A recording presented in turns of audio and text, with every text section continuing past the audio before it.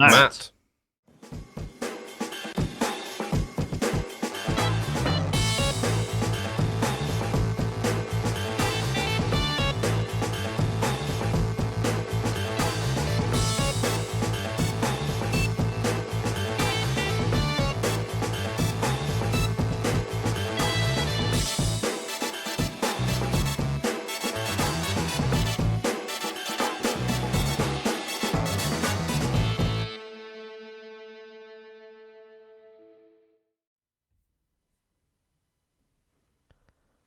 He's not doing the on-air thing. Oh, sorry. I totally missed it. Sorry. We are really out of practice. I mean, yeah, this is my bad. One sec. Hello, everyone.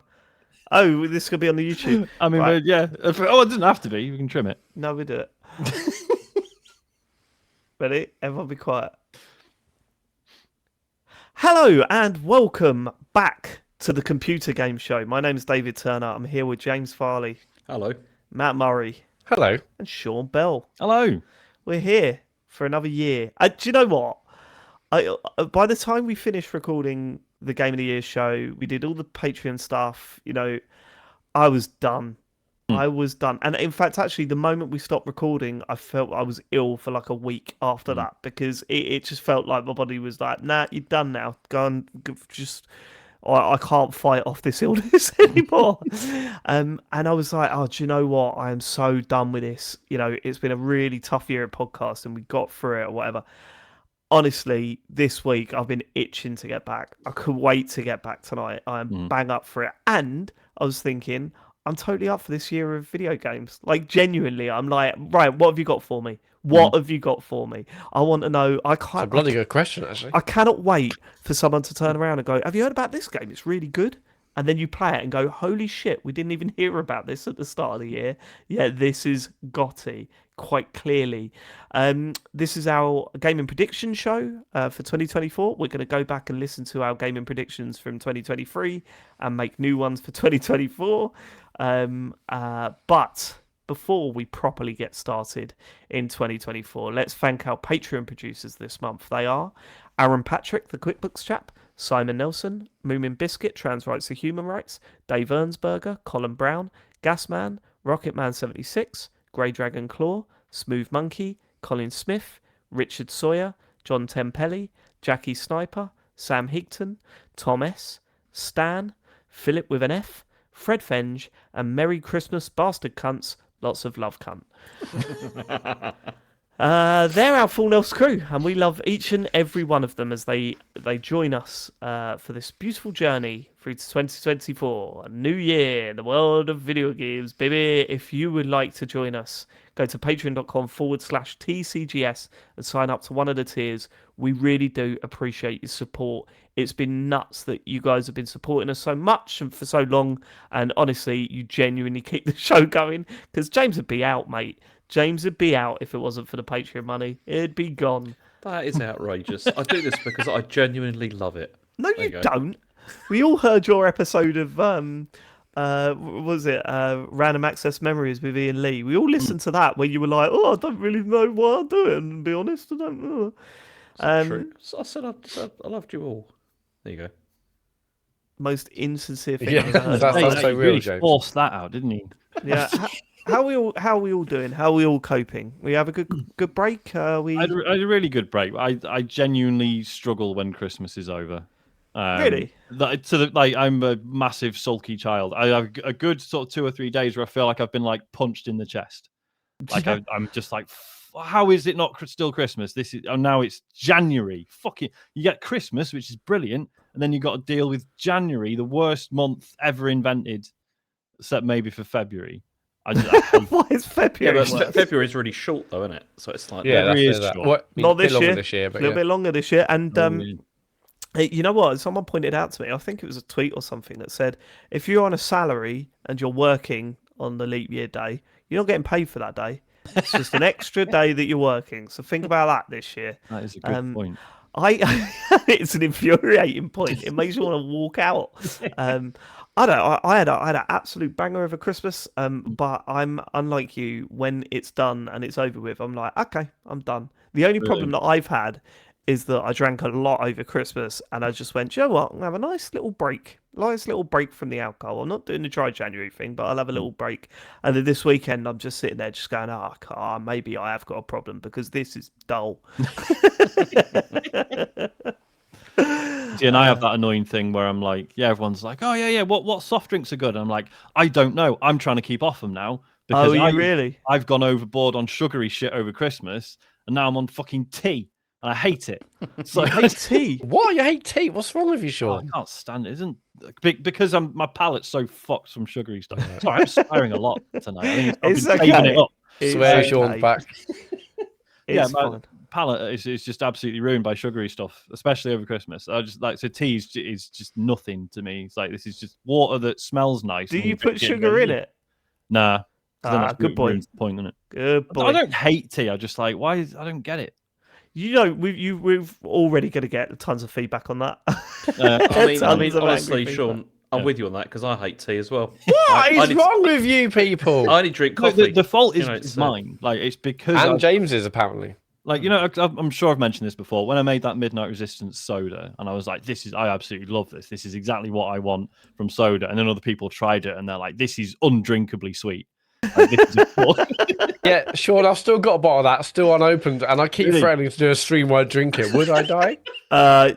Please do that. I mean, the amount of sugar in it's probably preserved it all this time. Yeah, it's still. I think it must be in the loft still. Yeah, I've still got it in the loft. You don't keep it in like a wine cellar in the correct humidity. Yeah, so the one bottle I've got that survives long enough. 20 was it? Because it was. Yeah, because did I do it the year that we killed Midnight Resistance? So it'd be 2017. So, yeah. Oh, there's no we in that. Yeah, us, we had nothing to do with that, Sean. Sorry, I mean we. Or did we? No comment. No. Thank you so much for the feedback we've had over the past few weeks as well. I mean, the insane amount of feedback we had over we'll get to some selected ones in a bit, but the amount of feedback we had about the Gotti show was actually quite incredible. A few negative ones pierced through the armor. Not many though, considering. No, but it used to be a much more even split. Yeah, it did. Yeah. Whereas now it was like so many people being like, "Do you know what? This has always wound me up, and it did it. It did again this year, but I get it now." Yeah. I saw one. It might be in here, but it's like, I listened for 3 years, hated it, and now I love it. It's like 3 years of like, this is a terrible format. Worn you down. Now, I get it. But no, thank you so much for the feedback. It was lovely to read over Christmas and perked us all right up after the big battle we had at the end of last year. Yeah. I rarely come away from episodes thinking they were good, but I really enjoyed that one. Oh yeah, of course you did, because you won this year. Like, I mean, It wasn't even about that. It was a little bit about that. I mean, it was because look, all the devs are tweeting about us, and I'm like, Matt, that's not a good thing if you listen to the episode. I thought it'd be hilarious to actually think of who actually inside Emily listened to the podcast. And I wonder how Alan Wake 2 won. Let's find out how the game won. I got to say though, that has got to be the biggest victory we've ever had on this podcast. You managed to get a game that only you had really played to be the game of the year. I mean, that's and do you know what? Do you know what really annoys me? Like thinking back over it, is that when I said it's not really an excellent year for games. And Nick going, yes, it was, Dave. Yes, it was. Don't be stupid. Yes, it was. Our game of the year was one that only one of us had played, and a game from 2020 got into the semi-finals. I'm sorry. If anything, that proves my point. In 2023. Well, more on Cyberpunk later, because I've been smashing it in the past couple of weeks. I've got quite a lot of regret, honestly, about quite a bit of that show. Oh, go on. Yeah. I mean, you made a deal with the devil. Well, that was the thing. No, the deal helped. Thank you, James. If that hadn't have happened, Spider-Man 2 would have won Game of the Year. And that's what you wanted, was it? Yeah. I was about to say I haven't even played it, but then I'll make but you never played that. Well, no, James, I almost voted for Pikmin. Isn't that good enough for you? That was, Okay, right. A little bit of regret. Should we hear the feedback from our listeners, Matt? Let's get to it. Yes. Braden has messaged. Well, we've got loads of messages. We'll start with Braden's. I started listening to your podcast last year with a Gotti pod and have been listening ever since. Save this year's Gotti for my vacation in Thailand. Brilliant episode, boys. It had me in tears. I became heavily invested in Cyberpunk winning once I hit the semis. Please don't change up the format. I still can't believe Elden Ring didn't win last year. Thanks for a great year of podcasts. Sean Richards, the clearest indicator that it's been a great TCGS Gotti show is that I'm genuinely furious by the end. Johnny Valentine, hi lads, happy new year. Probably by this point, just got finished with the Gotti show. My blood pressure will likely never recover from hearing Matt falling for David's Cyberpunk gambit. It felt like watching a kid at a magic show, just knowing that the second they grab the wand, it would totally go limp. Is that because I'm 40? Wait, hold on. When that's happening, are you shouting at the kid, no, don't grab it, it's going to go limp? Because you're an arsehole at a magic show if you're doing that, surely. I've never really understood that. Like, are people watching magic that go, well, let me see your other hand then. Let me see. Let's see. Turn the cards over now. Let's see that. Look, it's not real. They're just doing tricks, mate. Just let them do their trick, and if you think you've worked it out, then it's not as fun. But let's see the cards now. Then let me shuffle them. No, shut up. Sorry, I've seen a lot of magic recently. To be fair, in that, bearing all that in mind, it is quite an apt metaphor for our Game of the Year show. Good point. Don't show the method. Yeah. He continues. Absolutely furious. 11 out of 10 stuff. Wishing you a brilliant 2024. And thanks so much for doing what you do. Gary Garlic Press. Good day, boys. I love your work. And the 2023 Gotti had me so invested. Oh, it was spicy when James tricked Sean in the nominations. Sean picking Cyberpunk, a game I found unsatisfactory at launch, but became one of my favourite games of all time this year, along with Baldur's Gate 3, a style of game I normally can't stand, but kept me invested with my story after that awful start and crash area. And I started to enjoy the combat too. Chucking goblins is great. The Gotti show had me dead, but the biggest shock was when Sean betrayed the people and kicked out Baldur's Gate just to spite Golden Boy Farley. Katie, hey gang, this past year my brother introduced me to your podcast and it's outstanding. Honestly, the amount of times I'm cracking up on the tube in rush hour, people must think I'm insane. The Gotti show is incredible and I loved how passionate, aka angry, you guys got and that amount of mayhem it caused. I do have side with Sean in that Cyberpunk definitely deserved to be there, but under the pretense of Phantom Liberty DLC. Saying that, thanks for awarding Alan Wake Game of the Year. I've decided to buy it and give it a go.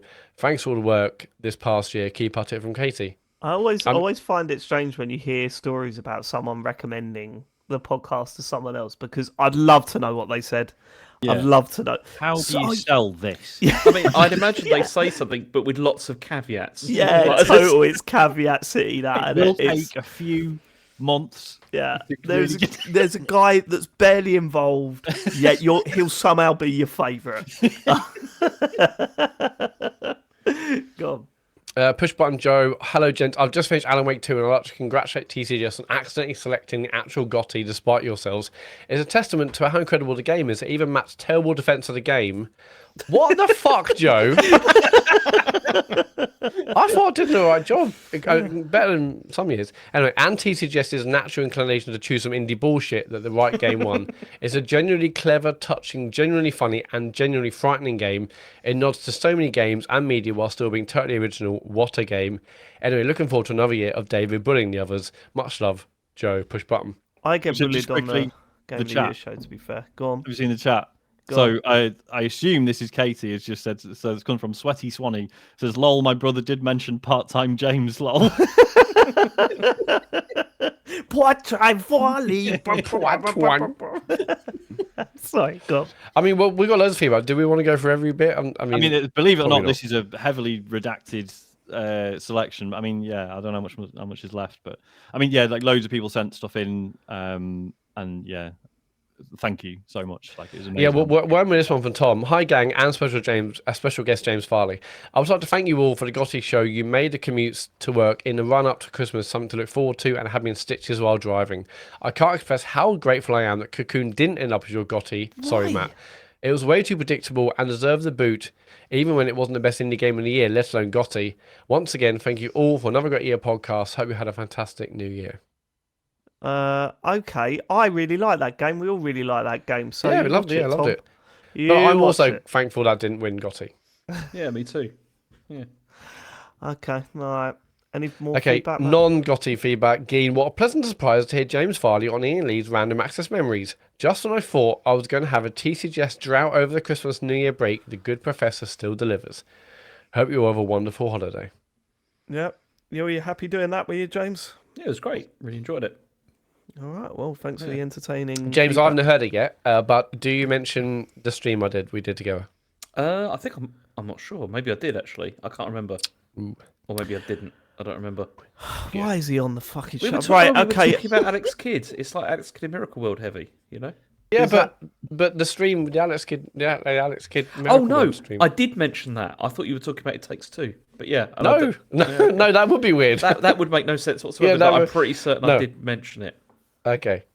Well, thank you. That's okay. Anyway, that's in the feedback. We got loads, but thank you from everyone who left feedback over the Christmas break, whether it's on Discord, on Twitter, or Threads, or whatever. But we really appreciate it all. Anyway, if you want to leave your own feedback for this week's show or any other show, go to tcgs.co/deartcgs.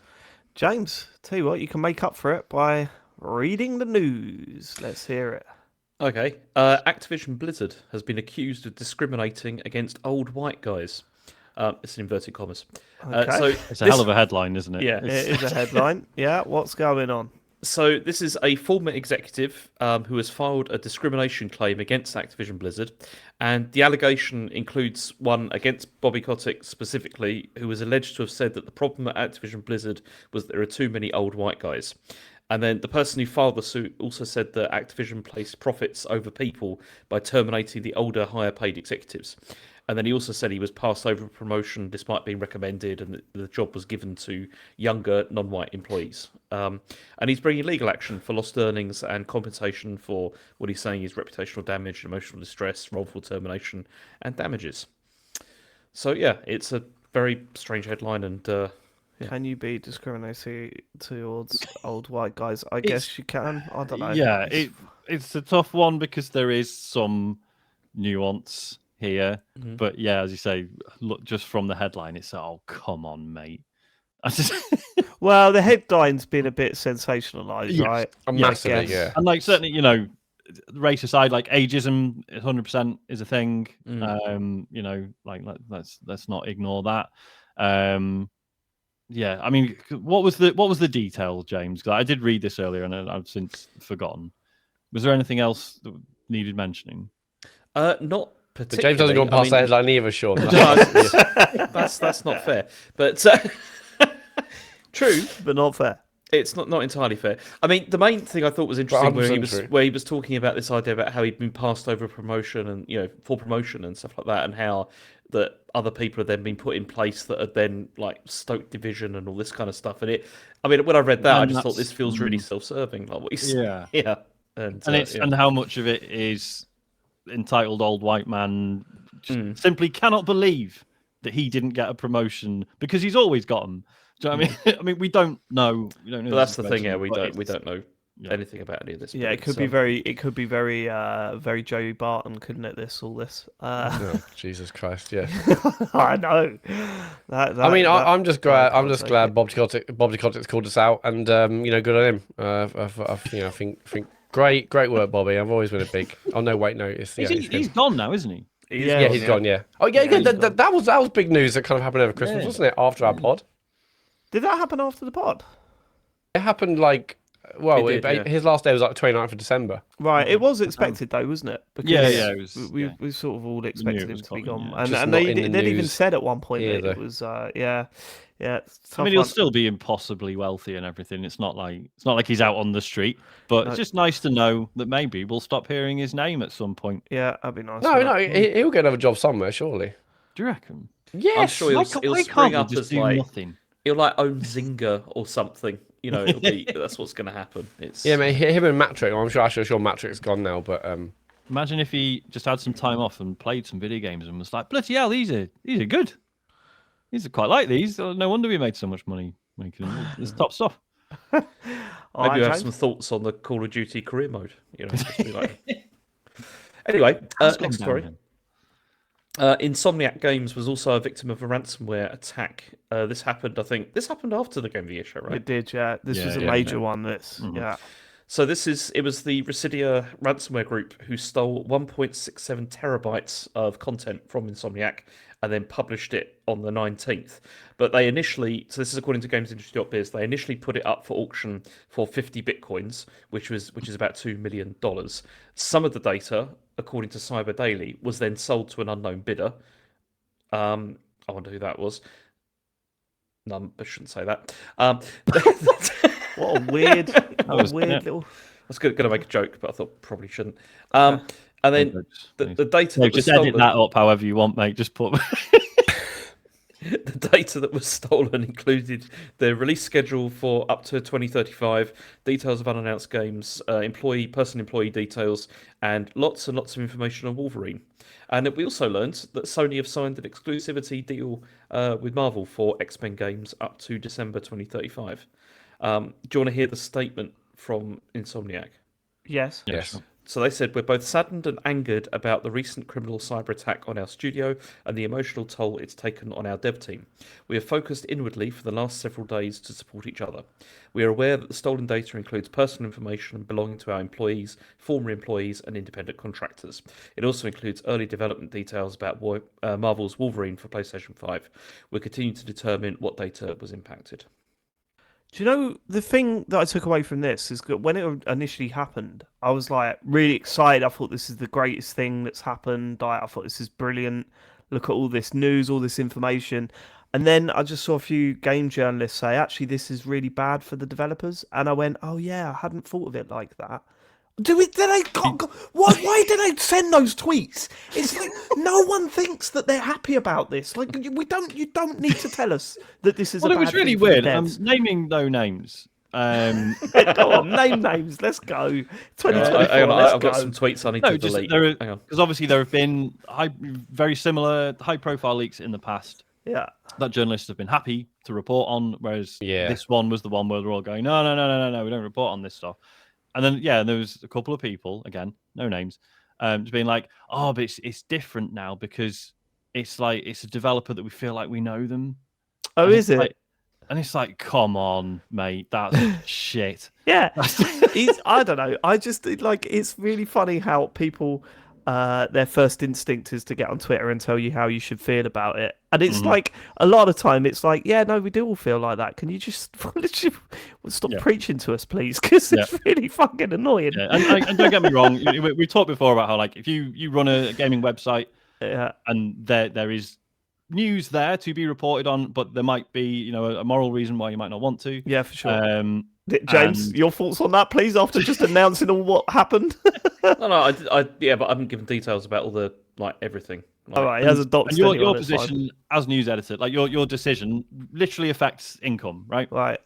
Yeah, James. I'm not saying it's like, oh, just don't report on it. It's the easiest thing in the world. It's just interesting for some reason. Like, this is the one where everyone's gone, oh no, we don't. Like, we're definitely not reporting on this stuff. And it's like, well, you did. I think there's a difference between reporting that there's a leak and then the details. Oh, no, 100%. Yeah, 100%. You can report that there's a leak, but and I think the other thing that fascinates me because there was like a semi-playable build of Wolverine floating around. I gather. Yeah, for PC, I think you could. You could download it. It's not actually that hard to get it running, and I'm like, I'm excited about the game. I don't want to play. Unfinished. What would I gain from that? Yeah, it'll be bad because games are really hard to make, and at this point in the dev cycle, it's nowhere near finished. And I mean, even more scary than that is that the full plot for the game had leaked. Oh, really? Yeah, the full script. And you're just going, oh, mate, how... Look, of course it's awful for them. And I mean, it fucking sucks. I don't know how you're supposed to respond other than to say it sucks and hope you don't see stuff. But then again, I'm flicking through TikTok or whatever, and like that morning, it was just full of people going, have you heard about the X-Men? You know what I mean? It's like you're going, oh, for Christ's sake, I don't really want to. Have you heard? I've heard about the X-Men, the great cartoon, and what's happened to them.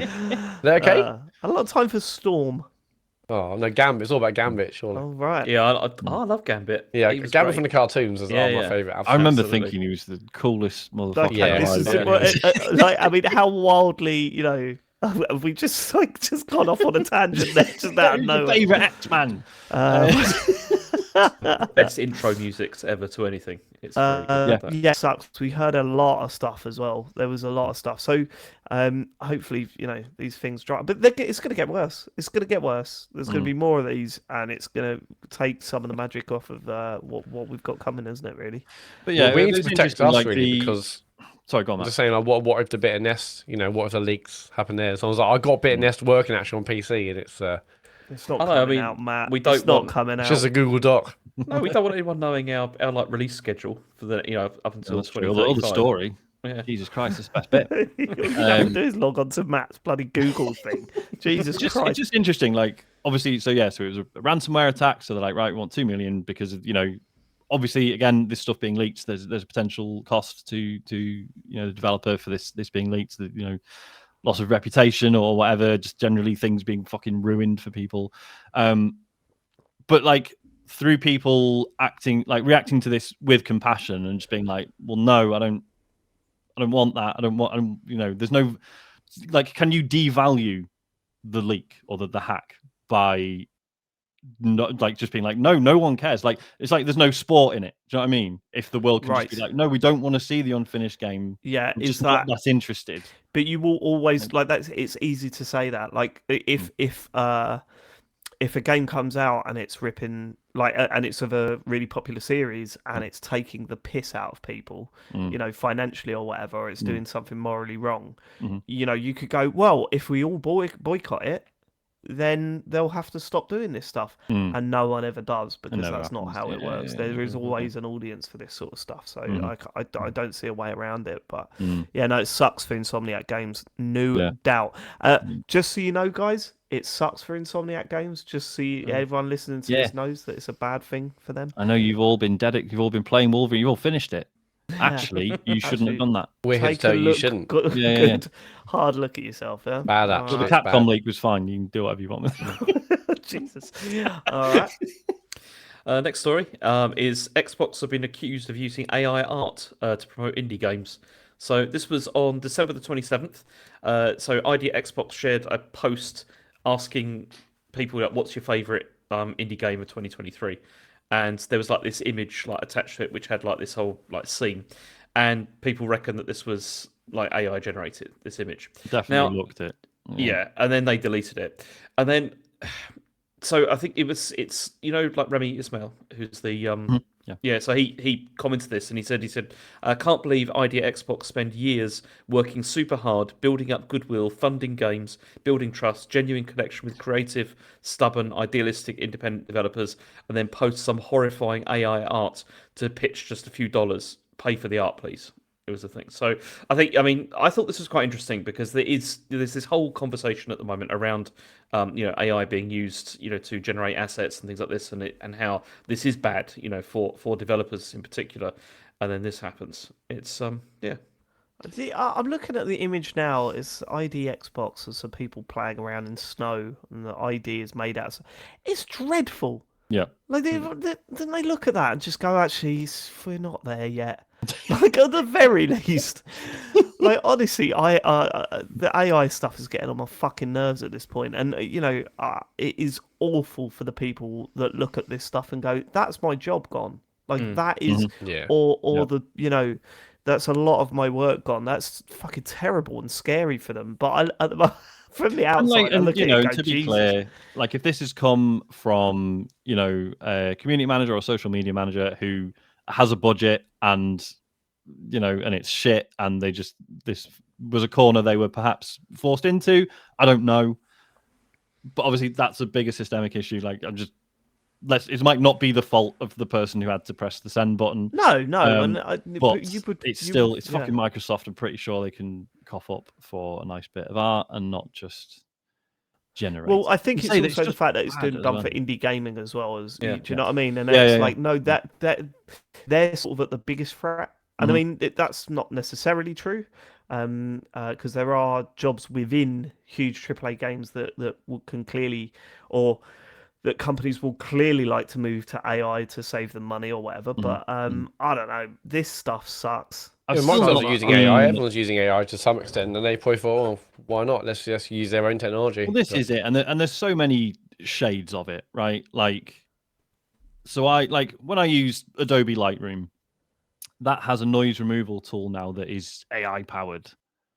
I don't know what that means. All I know is it's a really good noise removal tool. I don't know if that at some point has that been fed images or whatever to make that. I don't know how that works. I feel like that's probably different to generating stuff from typing. It is in a prompt. I don't know. 100% different, right? Because and then there's also if that AI wasn't there, you would not be paying someone to do that for you. No, that's true. I would just not That's have the the function, and I would get on with my life. Yeah. And but then there's also stuff like we talked about the finals the other week, Yes. and I was saying about the announcers. I was saying, the delivery's all right, the writing's not that great. Yeah. I didn't realize the announcers are all AI generated. Is it really? Yeah. Okay. I think they paid actors to supply the voice samples, and now they can just sort of type whatever in and run with it. I think. Wow, so literally what all like SAG-AFTRA was like fighting against. That's what they do. Hold my hands up. I was 100% fooled by that. I had no idea. I was fooled by that as well. To be fair. You absolute monsters. The remake of the original Broken Sword, they're using AI to upscale like the background. Matt, don't give it you absolute monsters. You would have been fooled by it too if you'd have fucking played the game. I wouldn't last actually. year. I wouldn't. I would have rolled a suss that straight away. Do you know what I mean? That's why I didn't play it actually. But Charles Cecil Solid is like, mate, there's like 15 of us here. There is no other way for us to do this with any sort of deliverable, reasonable budget. And I'm like, I sort of get that, to be fair. But again, different league to just a 100% generated image.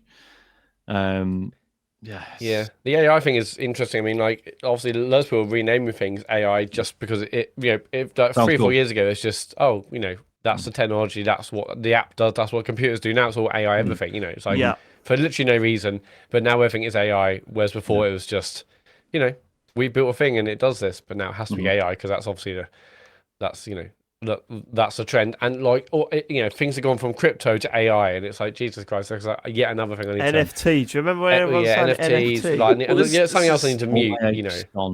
It's funny, like predictably, like regular as clockwork, Square Enix came out and said that they're leaning hard into AI. I mean, last year they were leaning hard into crypto, and it's like whatever they say. I didn't include it this year because I thought I the other one is Adobe's podcast AI tech, which I heard a sample and was like, holy shit, this is super impressive. I've since found out certain shows use it, and you can tell.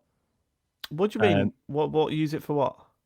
So basically, the idea is you just throw in an audio file, and if doesn't matter if it's like a shitty Skype recording from someone. Didn't work for me. Didn't work for me. Someone using like a distant microphone or whatever, and it's like, and it will clear it all up and make it sound. Oh, that's right. What it can do with already decent audio is really impressive. Do you know what? I thought you were going to say you could chuck in an audio podcast or whatever, and it will just spit out a new one with the same voices and all of that. Could you imagine that's happening? That's a year's worth of episodes generated, boys. Let's go. Let's go to bed. Patreon.com. But yeah, there are shows I've listened to where I've been like, what is going on with the audio? And later found out they use this Adobe stuff. Dave probably knows. One of the ones I'm thinking of. Yes. Yes, I do. Yes, I. We're just. Yeah. What? I just tweaked. Yeah. Okay. We're just going to pause there for a second. What the fuck is going on, James? Are you alright? Yeah, you're right. Yeah, so you guys keep on disappearing, then coming back on again. I don't know what's going on. You keep on disappearing. Yeah, that's what happened in mine. Yeah, I don't know if it's my connection's breaking. Do you want to disconnect and reconnect? I would refresh. Yeah. Keep recording. Okay. Yeah. Nicely muted, Matt. Don't unmute that. No, you did mute it. That's what I'm saying. It was okay, good. Right. So you got to go off of the laughing, Matt, from the. Oh yeah, I get it now. Go from there. Oh yeah, Leo, not talking about you either, by the way. Who? Oh, is Leon in the chat? Yeah, no, we're not talking about. We're not talking about. No. It's don't worry about that. Not you. Well, give it conscience. Talking about Kane Rinse, I promise you. I've had me invite for Kane Rinse this year. Oh yeah, well you probably not anymore. Although Leon, just been rescinded. No sort of informal approach. Just sent me the calendar marker. Really? What game? It's Torment: Tides of Numenera.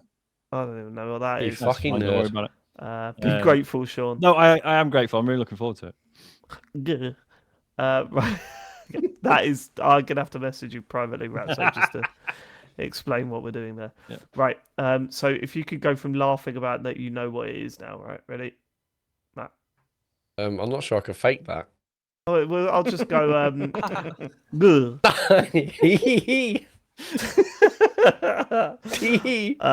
Yeah, I don't know.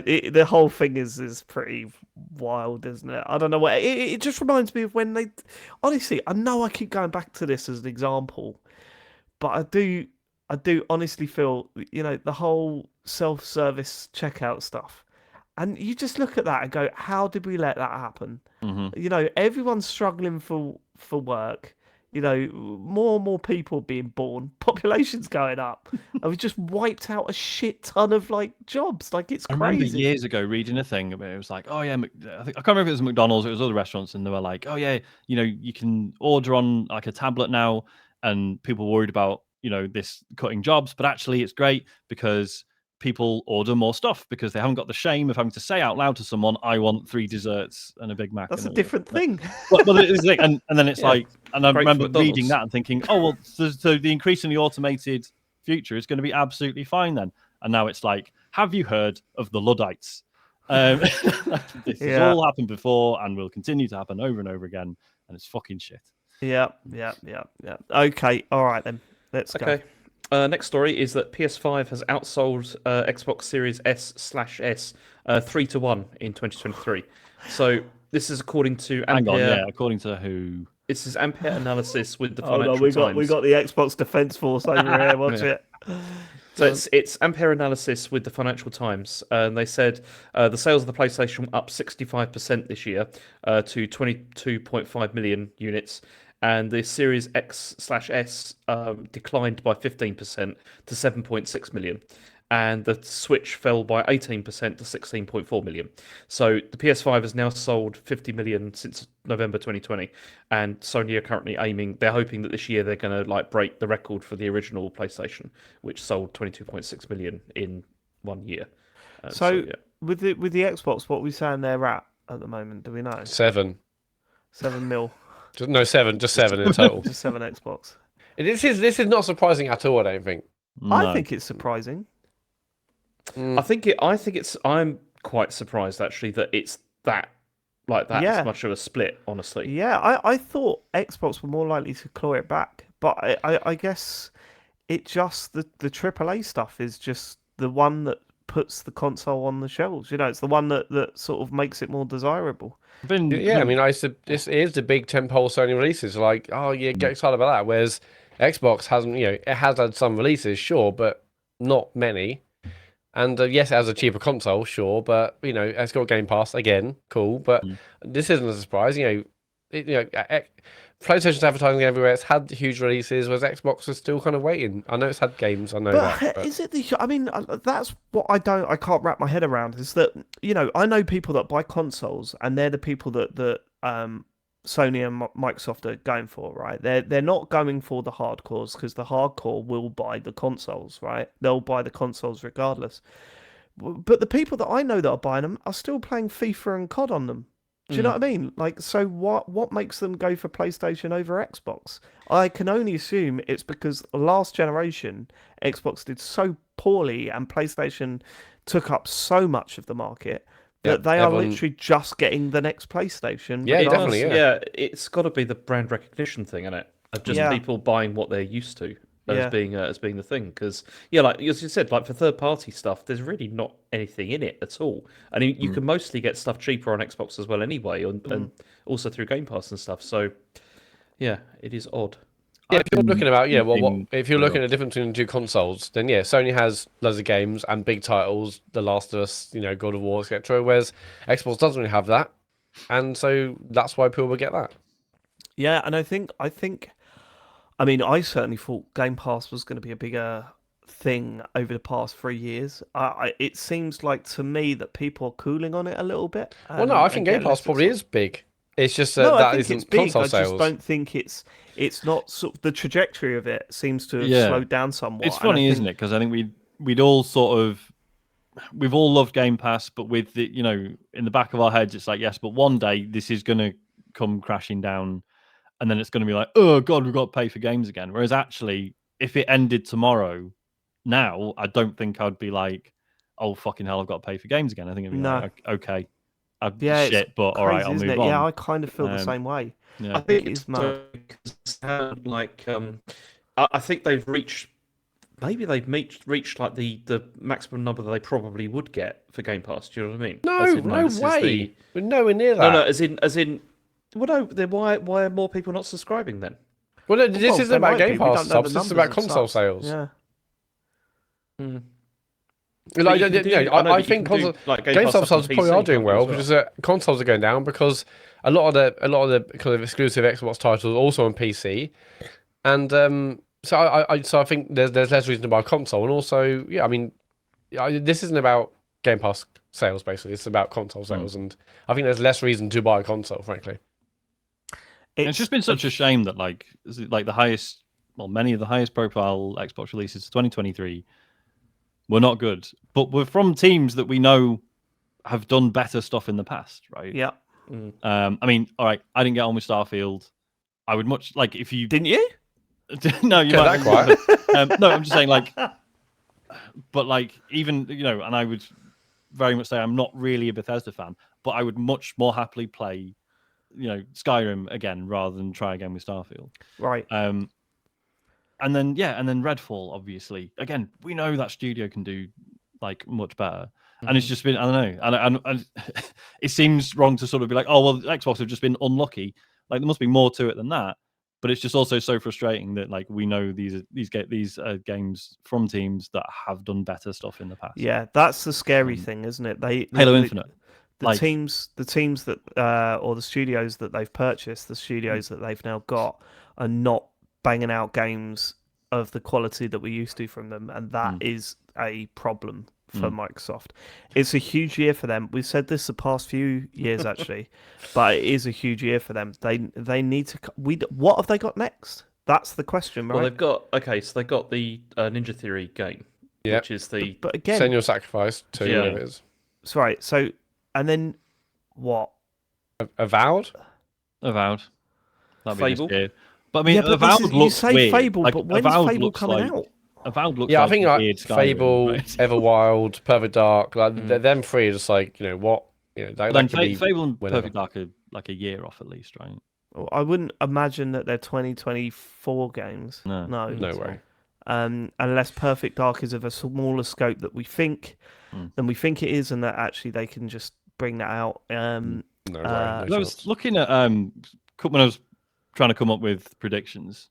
I was like, Halo Infinite. What's going on there? Because I was sure I'd heard like a year ago or something that like, oh yeah, they're porting it over to Unreal Engine, because they were saying a lot of the problems they've had with Infinite has been to do with the tools and stuff, and yeah, no, I looked into it. That I don't think that's what's happening. I think there was a lot of misreporting around that, because basically if you Google it, there's basically a bunch of stories saying like Halo Infinite's being ported to Unreal, and then a bunch of stories saying that like basically the statement was Halo is moving to Unreal Engine. Yeah, that's what I thought. But that's probably the next game. Yeah. No, I think that's how we reported it on the show. I thought it was that they were going to be, because that's when Matt come out with his classic, just call it Halo.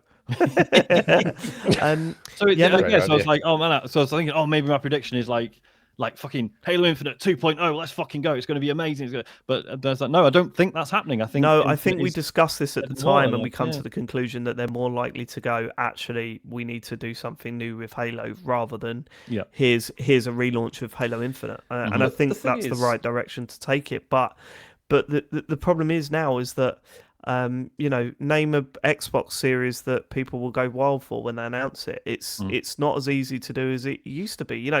Gears, like, at one point they went Forza, Gears of War, Halo, and everyone went nuts. They can't do that anymore, because all right, Forza's been consistently brilliant for God knows how long, but if a Forza Horizon gets announced this year, you're going to go, okay, we know it's going to be amazing, but what's the difference? Like the past like 2 or 3 of those games have been quite similar. You've got Halo now. I think the trust is kind of broken, and there'll be a lot of sighing and eyes rolling. Gears of War again. Look, I loved that series, but it feels so dated now that it's not a series that I can get excited for if they announce a new one. And they've also, like with Gears, they've tried to reboot it. Like Gears 5 was like a kind Gears of 5 was excellent reboot as well. It was a good game. It's very good. Yeah, but it wasn't exciting, was it? See, the only other thing about this I'm thinking is that that you're right in this being like an important year for Xbox, because what's PlayStation got this year? Like I can't think of anything that's a coming. good point. Well, upcoming. they've got The Last of Us 2 remaster. Well, Yeah, that come on. doesn't count. What have they got that's new that's coming out this Well, yeah. year? We don't know anything. at Well, all. no, the only 2 games we know about is obviously Final Fantasy VII Rebirth in February. No, I'm talking and, first party. I'm talking like first party Sony stuff. What have they got? That'll be exclusive. Well, that's exclusive, so Yeah. that that's kind of a big There's deal that, for them, isn't Yeah, it? that's gonna be massive for them. Rebirth this year, it's gonna be huge.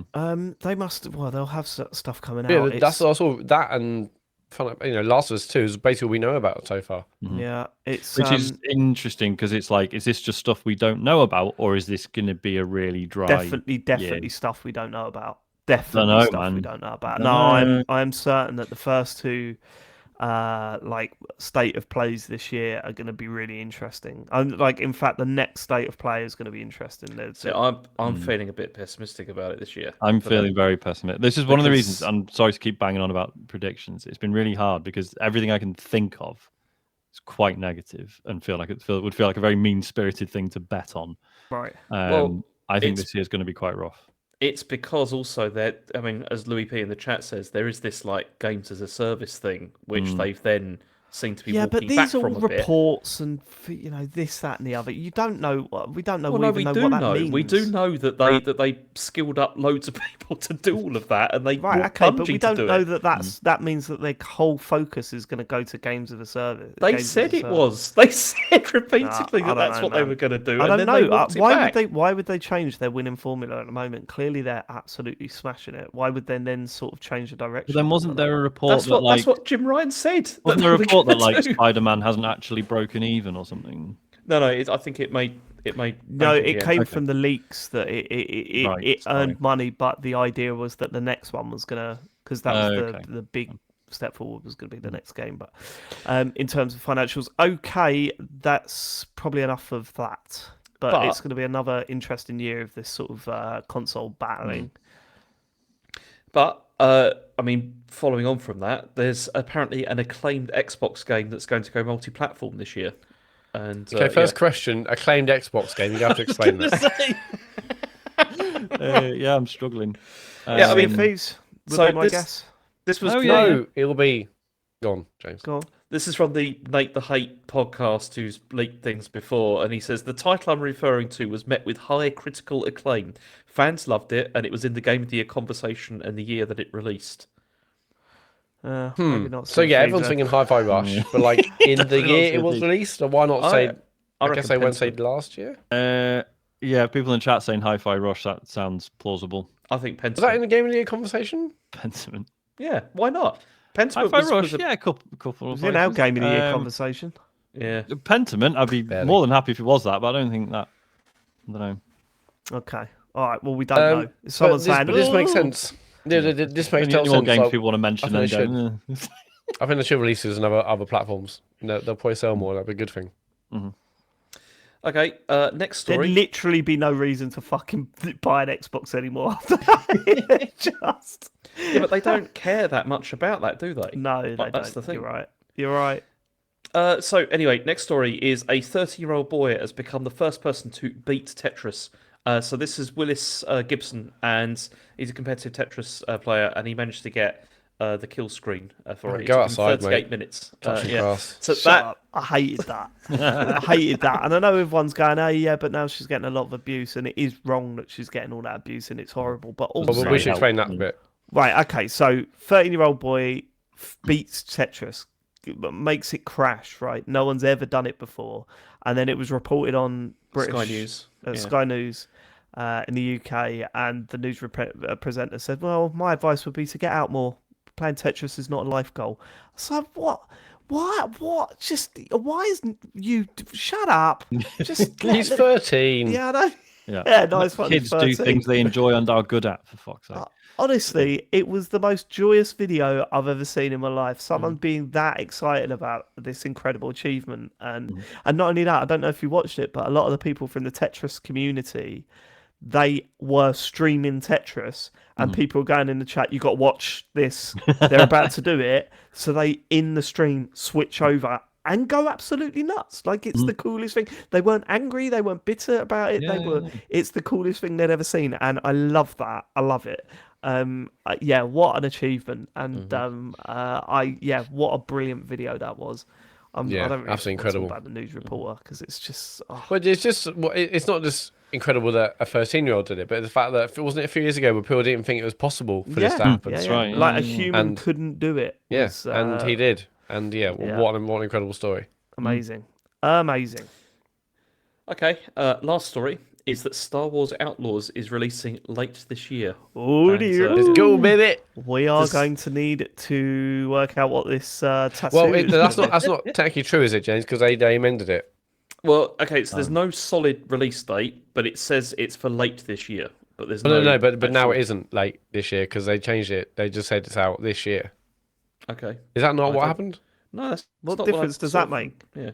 Well, no, because originally it said late, and then Disney actually amended the page, and now it just says it arrives in 2024. Okay. I don't think anyone's There's no going to longer figure this a out next specific month. time frame, but who cares? It's the Matt. It's Well, not your coming headline out just in said late February. 2024, James, and that's not true. Yeah, but it's not coming out in February, is it? It's like it'll be later in the year, like definitely. Long month. Yeah, very long this month. We're going to have to get right. So, for those of you that haven't listened to previous episodes of TCGS, Matt and James. Sorry. Matt and Sean, Sean's involved now. Yeah, Sean's as well, involved now. There's a bet going on.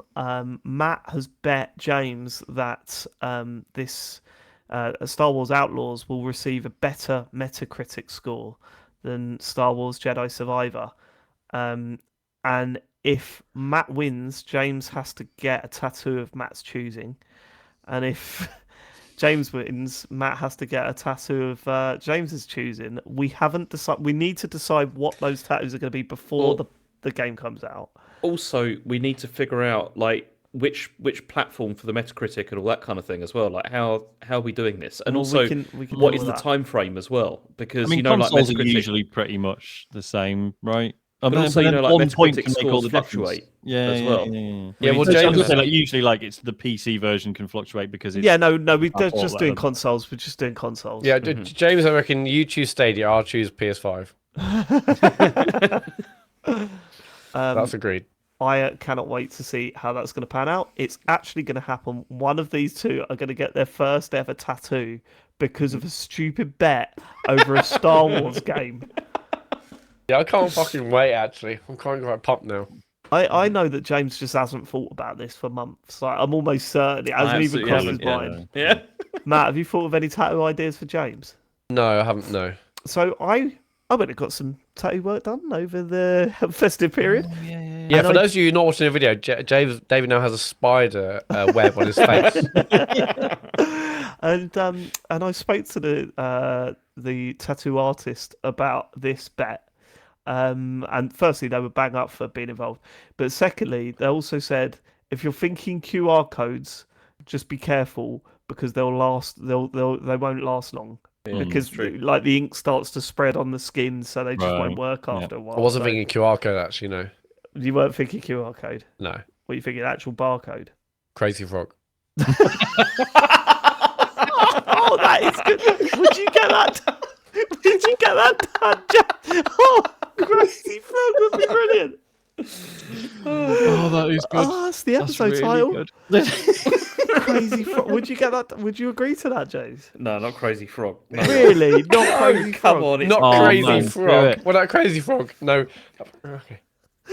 Okay, we'll have a little think. We'll discuss this on the main show. This will not be bonus content. What's wrong with Crazy Frog, James? Yeah, what's wrong with Crazy What have you got Frog? against him? It's rubbish, isn't it? Yeah, exactly. A couple of really good Mario Kart knockoffs.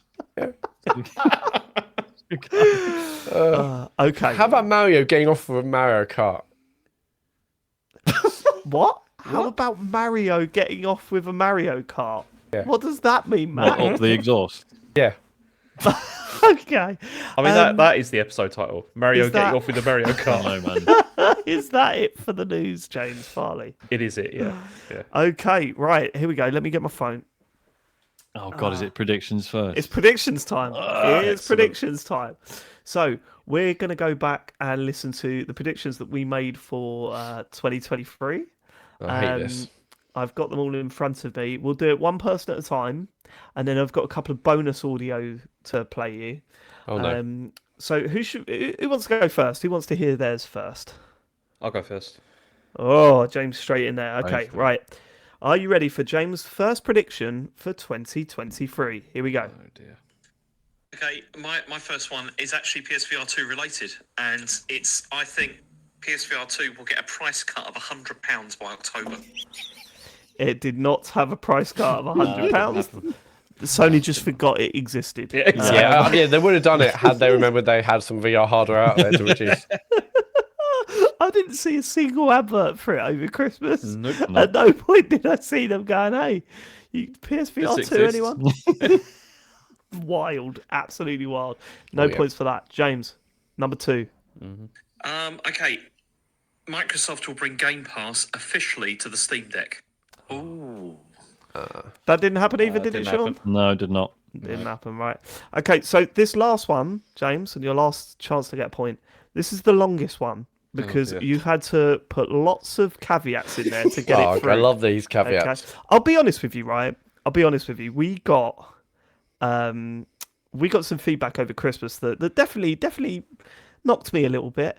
Where they said, "Oh, David's an insufferable prick," or David was being an insufferable prick, and I was like, "Insufferable prick? That's really harsh, right?" And then I listened back to the predictions from 2023, and I was like, "No, I am an insufferable prick." I proper threw my toys out my pram because because I was like.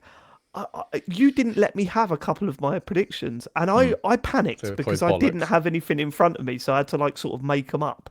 And I was like, "Oh my god!" Oh, so by this point in the show, James had to add so many caveats to his prediction that it just got ridiculous. Because I threw my toys out my pram and went, "Right, I'm not letting you have any of yours. Then I'm not letting any of yours."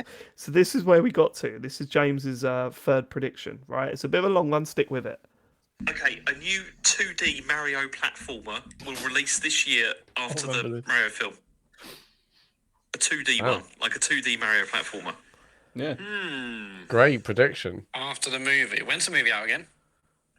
Was it? When you say after the movie, you mean in They're not going to release it before the movie, are they? I mean in the wake of the movie, not like Yes. Oh well, it came out 6 months after. Technically, that's after. Yeah. Yeah, I mean like within 3 or 4 months of the film 3 coming or out. 4 months. Yeah. All right. So this in the same year. Yeah. 6 or 12 months. Yeah, about 18 months. I'll tell you one prediction. That's Well, hang on. Okay, can we happen. tighten up the time frame between the film and the game? Oh, this is Okay, when's the film? think it's okay, mostly when's the me film come out? being What's the date? weird Can't about it. remember. April, isn't it? It's April. I think it's April. Yeah. You were being exceptionally Mario harsh. Yeah. Movie release date. Don't give me the old one. Yeah, so the I should say this is edited as well, right? So these are bits cut together. 7th of April. Okay, so I would say it'll be out by the end of June. 2 2 months. Okay, yeah, no, I think that's right. Okay. Yeah, a nice summer game. Yeah. Right, listen, before I finish, there's still more, right? There's still like another 30 seconds of this. I think James gets a point, right? And he's wrong here, right? But listen to this. Loads of games out Is in it going summer. to be... okay, maybe we could tighten up. But is it going to be a new Super Mario Bros. Thing? Oh, no, because they're technically not 2... Well, they are 2D, aren't they? They are 2D, yeah. So you're going to think it's a new Super Mario Bros. Game? No, I don't think it's going to be called New Super Mario Bros. I think it's going to be a new 2D Mario game, but I don't think it's going to be part of the new Super Mario Brothers series. Okay, all right. Come on. Well, That no, is- but the new it's- game is called Super Mario Brothers Wonder. Yeah, but it's not new Super Yeah, Mario. it's not yeah. new Super Mario Not Brothers. new That Super was the Mario point. Brothers. Like, Yeah, yeah, honestly, I think that's worth a point. I would give Yeah. James a point for that. I think That that's is fair. incredible. Like, all right, the film stuff was off, Yeah. but he gets so much else. You right, have to that- remember, that at we no had- point. no. Yeah, we had no idea. We had no idea they were releasing a 2D Mario game. And also the fact that when they released it, we were like, whoa, this is out of nowhere. Like, that was a wild prediction. All right, he got the dates way wrong, because he focused on the film. But my word, to actually go, no, it won't be a new Super Mario Bros. Game. It'll be something completely different. And he's right. Yeah. No, fair Matt, dues. No. So when you say a new, do you mean like a new, comma Super Mario Brothers game? Right, okay, I forgot Matt doesn't know much about Mario. So No, they released this thing called the new Super Mario it's Bros. not going to be a new, comma Super Mario Brothers game. It is a Super Mario Brothers game. What? What are you talking What are about? you talking There was a about, Matt? series of games called New Super I know Mario that. Brothers. I know that. I'm going to play along with that. Okay. See, me and Kind of David playing choosing along. healing here, Matt, this year for No, you can get a 2024. point. This is Well what done, we're going James. to- Well, see, Matt's giving it all a big, and let's hear his predictions, shall we? Right. No, I know I'm going to do 0 points, but Here we not go. about Yeah, I'm gonna start with Starfield delayed till 2024. Starfield should was have been. not the latest. should have been, yeah, it should have been. You're right there, It Sean. bloody should have been, yeah. Matt, your Yeah, second James. Place if it prediction? was. Man, this is okay. Well, I was gonna say Switch 2 is announced and coming out next year. No, Well, not announced. half a point. Not coming out next year. Half a point. And your last one, Matt. Final chance for a point. Oh, no, this is Sean. Oh, press the wrong button. Ready? Exclusive. Oh. Persona 6 Xbox exclusive. I'm wishful thinking. No, but never mind. Didn't quite happen there. I really. tried. I tried, everyone. Sean, should we go to you? Yes, please. I just got to cue yours up because it accidentally played there. Ready? Yeah, okay, this is your first one. I think Phil Spencer is going to resign from his position at Xbox. Brilliant. That's incredible. Yeah, I brilliant. love it. I loved the prediction. Didn't happen, Yeah, Sean. big. Didn't happen. And I'm glad. Happy to be wrong. Are you? Do you know, I'm I'm going to selling a free spreadsheet- PlayStations to one Xbox, Sean. True, Can't yeah, be yeah, happy yeah. with that. Maybe it's time for someone new. I'm going to scratch one of my 2024 ones now because I had that down. Did as, you really? Yeah, as Brilliant. he was going to do it this year. So Honestly, can't do you that need now. to pay attention a little bit more. Number 2. Right. who's So next, Sean? I think Beyond Good and Evil 2 is going to be like re-revealed, and I think it's going to be fuck all to do with the footage we saw 4 or 5 years ago. I think it's going to be a completely, We can only hope. like, Yeah. forget that ever happened. James's little dig there. We can only hope. It was awful. I hate that. Still total radio silence on that, isn't it? Yep, Yeah. yep. It Still is. radio That's silence. That's never coming out. Didn't Your want it last next. one. Your last one. Phil Fish comes out of hiding. Fez 2 is out this year. No points for Sean. No points for I Matt. still like the alternate reality I tried to create there Yeah, with those so do three. I. But That's the fun part. Because yeah. eventually one of those will happen. And Mm-hmm. we'll be all like, this is the most insane thing I've ever heard. No one saw this coming, and Sean nailed it. Right. Here's mine. Right, let's hear Dave. Microsoft reveal a haptic feedback controller. Never happened. Never happened. Number 2. It's coming though. Nintendo will announce an Animal Crossing spin-off this year. I thought that was a really clever one. I thought I'd nailed that. New announcement for that. And now my last one. Okay, my last prediction then is that I will leave TCGS by the end of the year. Fuck. No point for that either. I'm afraid. Still here. Sorry, everyone. I am still here. Right. I picked out a couple of bonus predictions that we made. Now, these didn't make it through. And actually, when I went back and listened to them, it's a bit pointless me playing these because they're good predictions and they're bang on. But we all went, yes, well, obviously that's going to happen. And it was obvious that it's happened. And you got to remember as well. I'll explain after the second one. But here's the first bonus clip. PS5 Slim announced this year and out this year. Nah. Because I'll tell you why, Matt. Because I had that on my list and I deleted it because it was too obvious. It is too obvious, yeah. There's That's always been definitely we've gonna had all the reports about it at the end of last year. So Okay. Right, so I actually forgot that we had all those reports leaked about the PS5 Slim. So when I was listening the first time, I was like, "Oh my god, he absolutely no! Oh no, yeah, no, we all knew it was going to Still happen." should probably get the Here we go. point for that. This is pretty mad. Ready? GTA 6 release date announced this year, but out 2025. 25. Ugh. Yeah. I'm going to say announced this year, out 25. how do you mean by announcement? What are they going to do? What, like a proper? Yeah, proper big bang, here's GTA, and they'll say 2025. That seems. What do you mean? Here's That GTA. seems too. What, we're going to see like that seems gameplay too footage? likely. Yeah, well, it'd It'd be like, the classic kind of GTA trailers and, with a big old 2025 on the end. Like, it'll be like the proper announcement of GTA 6. It's easy to forget we haven't technically had that yet, isn't it? Because of all the leaks and stuff. Yeah. Yeah, because of all the leaks. I don't know. That feels borderline to me. What's everyone else think? I think that's borderline as well. James? I'm not sure because I think it's quite likely that could happen. I mean, Yeah, that's 100% right as well, isn't it? Because It they is have said 100% 2025. Yeah. yeah, they did. Just didn't And- say it on the trailer. But I was thinking, holy shit, Matt nailed it. The trailer with 2025 at the end, right? You absolutely nailed it. But then I do remember thinking back to this time last year, there was all that information come out about GTA 6. Like, it was all out there. So that's why we didn't let that through in the end. And yeah. But they're our gaming predictions. James, you won this year. The single point. Do Look, I get well half done, a point for Phil Fish coming out of hiding? Because he did do a podcast. Oh, he did do a podcast, didn't he? Yeah, you can have half a point. I mean, it makes Half a no point difference. for my James still... non-counted predictions both being No, because 100% it wasn't correct. it was not allowed. But they were both 100% correct as well. So it's kind of... Right, okay. Also, just on the haptic one, Dave. Obviously, like with the massive Xbox leak, they did leak that there is going to be a haptic controller Yeah, coming. So we can't take that though. no I points can't- for you either. No points for me. No points for me. Right, should we get to our predictions for 2024? yeah, these are really tough, as Sean said earlier. It's really tough to find things that weren't obvious or grim. I haven't- obvious. I haven't. Well, I'm gonna. I want to. My view, and I mean, you guys can. You've got your own views on this.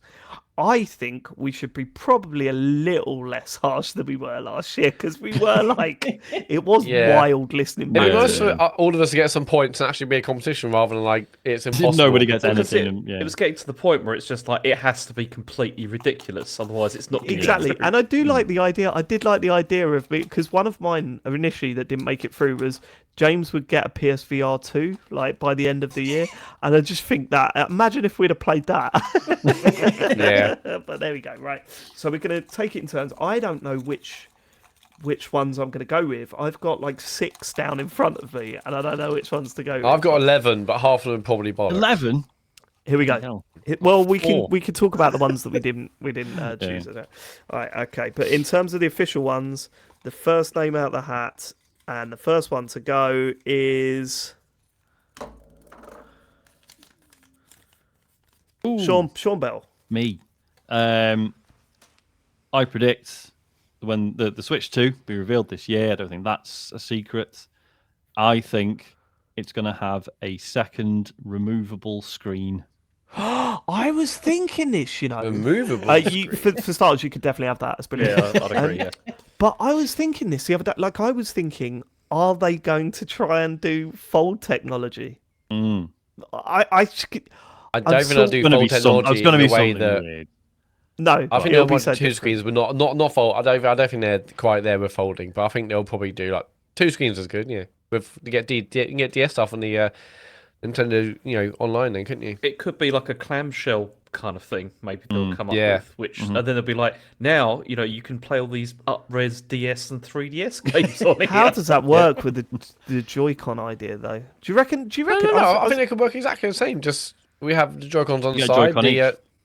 The screen What, and folds then down. so you pick it up and it's like folded, and then you flip it open to start playing. I mean, I haven't really thought this. Yeah, through, how but does it work yeah. when you put it on the telly?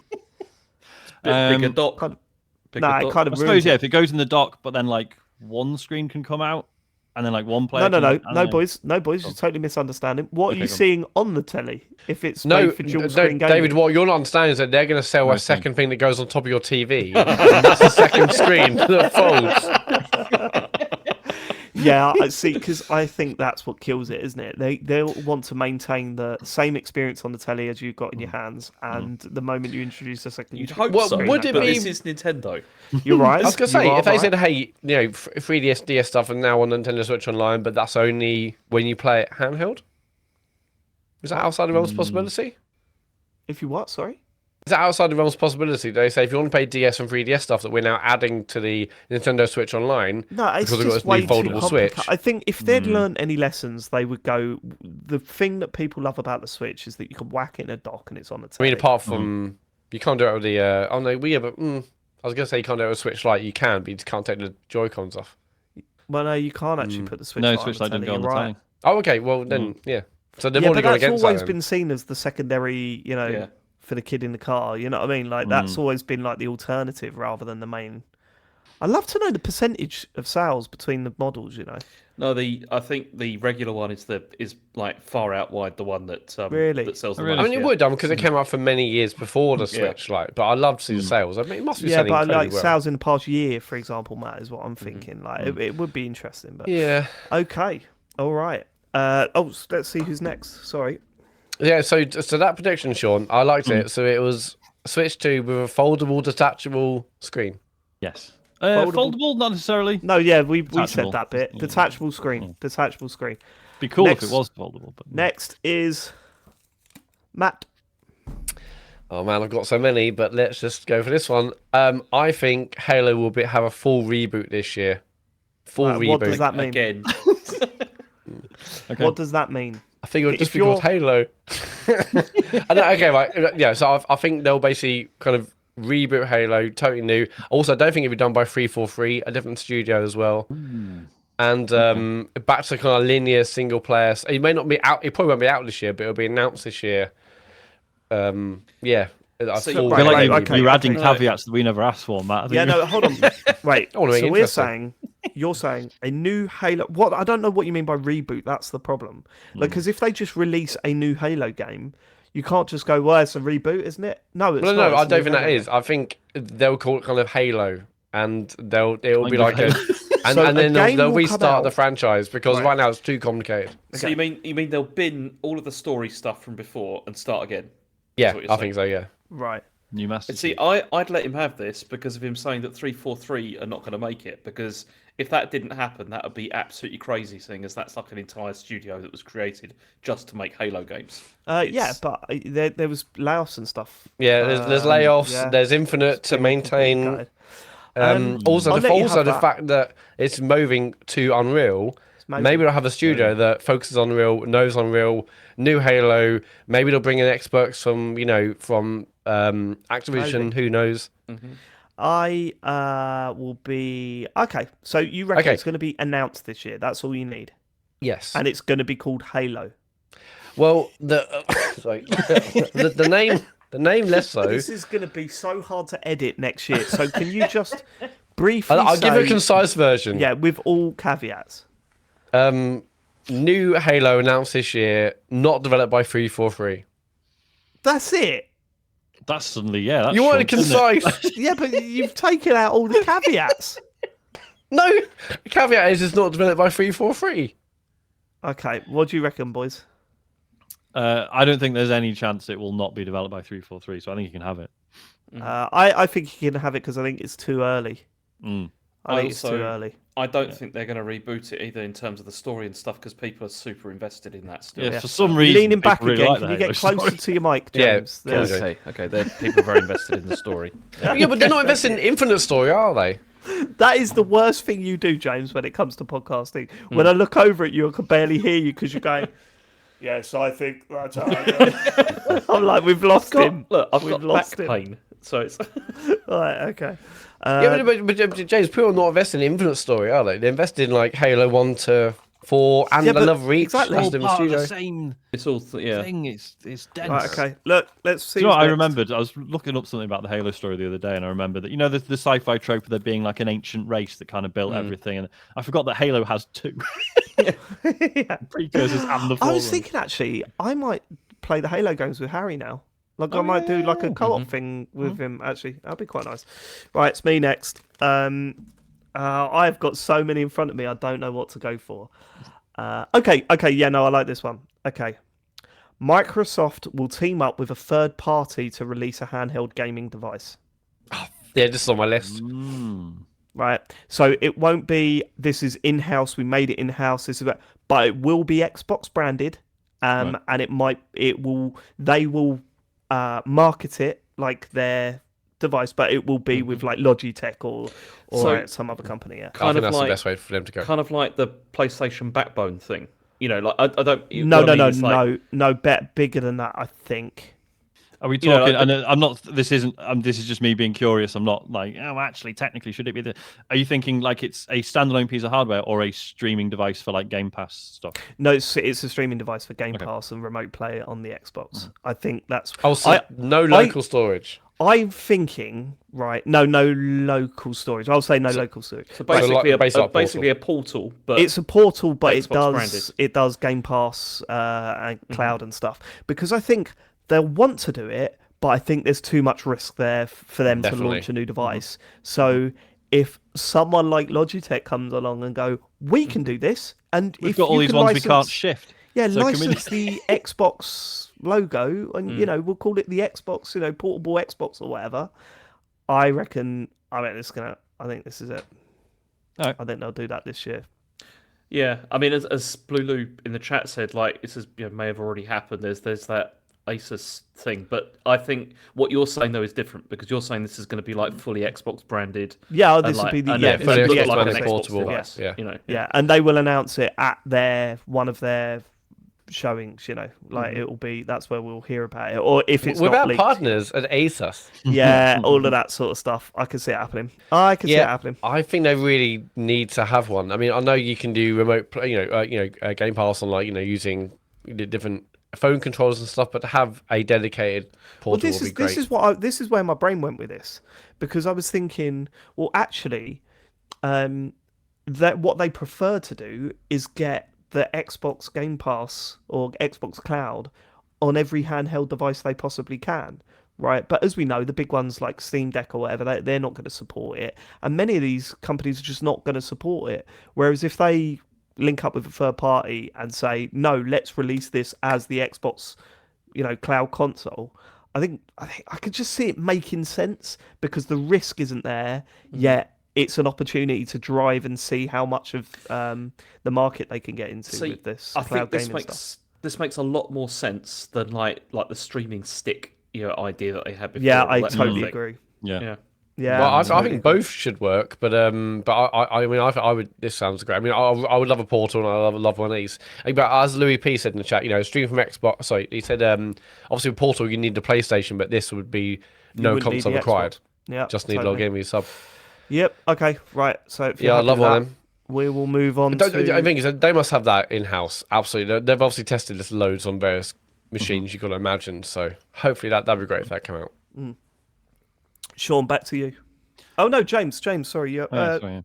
James. Yeah. Okay. I think that at some point this year, Microsoft are going to announce that all their games are going multi-platform. Good prediction. Good prediction. Yeah. All right. So Every one of their games. Yeah, so obviously there'll still be day one Game Pass and all that kind of thing, but they're also going to sell them on other platforms. I think they'd be as well. mad to do that. I think they'd be absolutely mad to That do really that. is the beginning of the end. Yes. Yeah. Well, I don't know. I think that's what's going to happen. That would be a scary future, That would be a very scary future because that's announced in the end, isn't it? At that point. that would be the end of Xbox hardware, I think.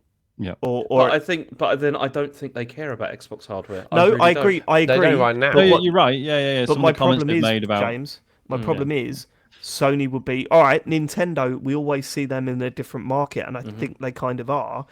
But Sony would be the only console pusher out there, hardware pusher outside of Nintendo. And that I don't think is good for horrific. us. Yeah. No, it's not. It's not. I don't think it's good. I'm just saying that's what I think. I would not be surprised if that happens, especially given how how they're selling at the moment with the Xbox. Well, I'd be very surprised if that happens. I'd be very surprised Because if that's not throwing in the towel. That's not saying we're not doing Xbox. Platform. You can't come back from that though. No, but I it's, just- yeah. but you've got to understand. You've got to understand, right? It's not just Game Pass. They still want people within their ecosystem to buy games through their Xbox store, and for that to throw that away, that is a huge chunk of their business. Yeah, and just having cut just away. bought Activision Blizzard for like 69 billion.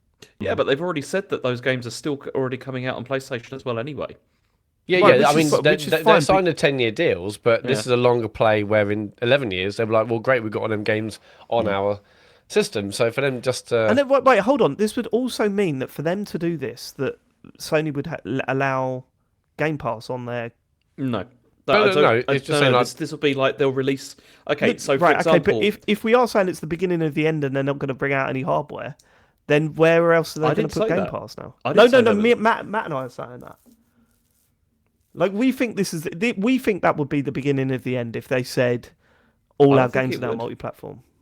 I don't think it would, because you still have the benefit of saying, okay, if I buy an Xbox, I can play this on Game Pass, or I can play it on Game Pass on PC. Whereas Or they on the can new also portable. then sell them. Yeah, they can also sell them. But we're on, increasingly finding out that isn't a draw anymore. I don't know. It's I mean, I'm not saying you can't have a prediction, but it's just quite a depressing future. Yeah, you could definitely have a prediction, but So yeah, I you're don't saying like that the sound of that at every all. first party release, obviously. So like Redfall 2, yeah, exactly. That's what I mean. Yeah, Avowed, so, etc. for example, like the next Elder Scrolls would also come out on PlayStation as well, but you'd have to pay for it. Whereas if you play it on Game Pass, you pay it. Could you imagine buying Halo on the PlayStation? Like that just seems wild. For To me. 70 quid. Yeah. That seems crazy. I mean, it'd probably be a great deal for Microsoft. Yeah, like, they make tons why of wouldn't money they off put this. Elder Scrolls and some of the large Because of all titles the on things a we just system said, that sells? because of all the things we just said, you're also then chucking away your ecosystem. Like that's gone then. Well, not necessarily, because you've still Yeah, got like necessarily. Xbox Live and all that kind of stuff. You know that you're. Well, Yeah, but you know, why would that anyone doesn't exist buy- anymore? I don't understand why people would be buying Xbox Live if you're a Sony owner, and all of the Microsoft games are available for your PlayStation. Why would you ever dip into their hardware or ecosystem? Yeah, Because you never. want Game Pass. That's why. But you've got Sony's alternative. Like I can't see what I think that would be too much of a market problem for Microsoft. But anyway, let's see. I mean, I will play all of me saying it will never happen next year when they've announced it. Don't worry, James, that'll be in there. Right, back to Sean. Right, that was only our first predictions. Christ. It's going to go downhill, guys. Okay. James Farley starts Yes. an Yes. OnlyFans where all he does is he posts tasteful selfies and keeps journal of his daily sort of mundane activities, initially as a joke, but very quickly the money's just too good for him to quit it, and it becomes a long-term thing. Okay, you can have that. You can have that, James. Interested? Yeah, you can have that because that's never going to happen. Why I not? was far too Because he can't bother to amused set it up. at the idea of people being on OnlyFans, scrolling through the smut, and then be like, "Hey, James is out." Yeah, He's having a little he's, day out. yeah. Look, he's having dinner tonight. He's in the look office. Yeah, at that. Well, new cardigan. I'd pay £3 a month for that. I would pay £3 a month for that. Yeah. Holy shit, Yeah. James! Actually, A lot of people would, James. James. Yeah, just call it saying. Only James and we'll do it. Do remember though, we all agreed to split everything. Full It ways, was so- my idea. So yeah. Matt, Only Jams. you're next. PlayStation announces That a was full dreadful. 3D That non. was dreadful. I get so sick of the amount of people that go, everyone missed Matt's jokes. Look, said it's the only first one back of Jams. the year, mate. I'm working up to it. Only Jams. His name's not Jam either. It's James, so it doesn't work. I call him that all the time, actually. Only Jams. Oh, Only Naylor Ben Jams. says, James, please do it. We'll do it on Fansly instead. Now, I don't know if that's just because Naylor Ben is a Fansly user. No idea. I don't know Or what I Fansly think is. there's maybe some hardcore political stuff Fansly going on with user. OnlyFans at the moment. I'm not sure. Jamsley. Oh, mate. Only Jams is probably doesn't going to work. be the episode title. Nor did yours. No, Right, go on. no, David. It's 2024 game predictions. Oh yeah, I forgot about that shit. Sorry, I've been silly and I've derailed everything. Yeah, good point. Go on, Matt. What you got? PlayStation announces a full 3D non-VR Astrobot platformer. Yeah, okay. I can see it happening, but I Yeah. think we should allow it. Yeah. Full 3D Astrobot non-VR platformer. Yeah. Okay. See, part of Wishful me- thinking, because they probably won't. But, Yeah, but they also- fucking deserve it. I think they're Yeah. more likely to release a VR one as well, we've started working on it. We 10 might people as well. will play it. Yeah. Okay, you got that right. I don't know where to go next. I've got so many. Right. Okay. This might be a. Okay. Metroid Prime 4 out in 2024. Ooh. Yeah, all right. Hmm. Because it's. I mean, I know there was the. You know, they restarted development or whatever. But it's going to be one of those games where they're going, we don't want to show it too early, and then they're going to go, actually, this is out it's going to come out of nowhere. Yeah. I'd let you have that because I don't think it's anywhere near happening yet. So, I reckon they learned their lesson. They thought, we're just going to keep quiet about this one now until it's ready, and it'll be a big surprise. Honestly, I think that's I had some Metroid Prime 4 predictions, but you can have that. James? Okay, Jeff Keighley will announce a partnership with Phil Spencer for an Xbox-focused Summer Game Fest. Right, yeah, fine, you can have that. It's never going to happen. Hang that on. is never going to happen. What does that mean, a partnership? I mean, like, there'll be a Xbox Game Showcase during Summer Game Fest, so what are you saying? Jeff Keighley goes to Microsoft and he says, you know games, I know shows. And Microsoft are like, well, whatever we do, you'll take it as part of your thing anyway, so what's the agreement about, Jeff? See, my problem with this, James, and why I can't see this happening at all, is that, Jeff Keighley's aiming higher, believe it or not. Like, I know that's insane to say, but I think he is. And I think he's seeing the death of E3 and saying, yeah, but if I do that, Sony's not going to get on board with me. And don't get me wrong, I don't think Sony are ever going to get on board with this. No, they're not. But there must be... They don't need to. No, exactly. But there's part of him just thinking, I can't because I want to get Sony. And I'm going to get Sony and Nintendo on board. And if I go into partnership with Microsoft, that's not going to happen anymore. Wait, hold on.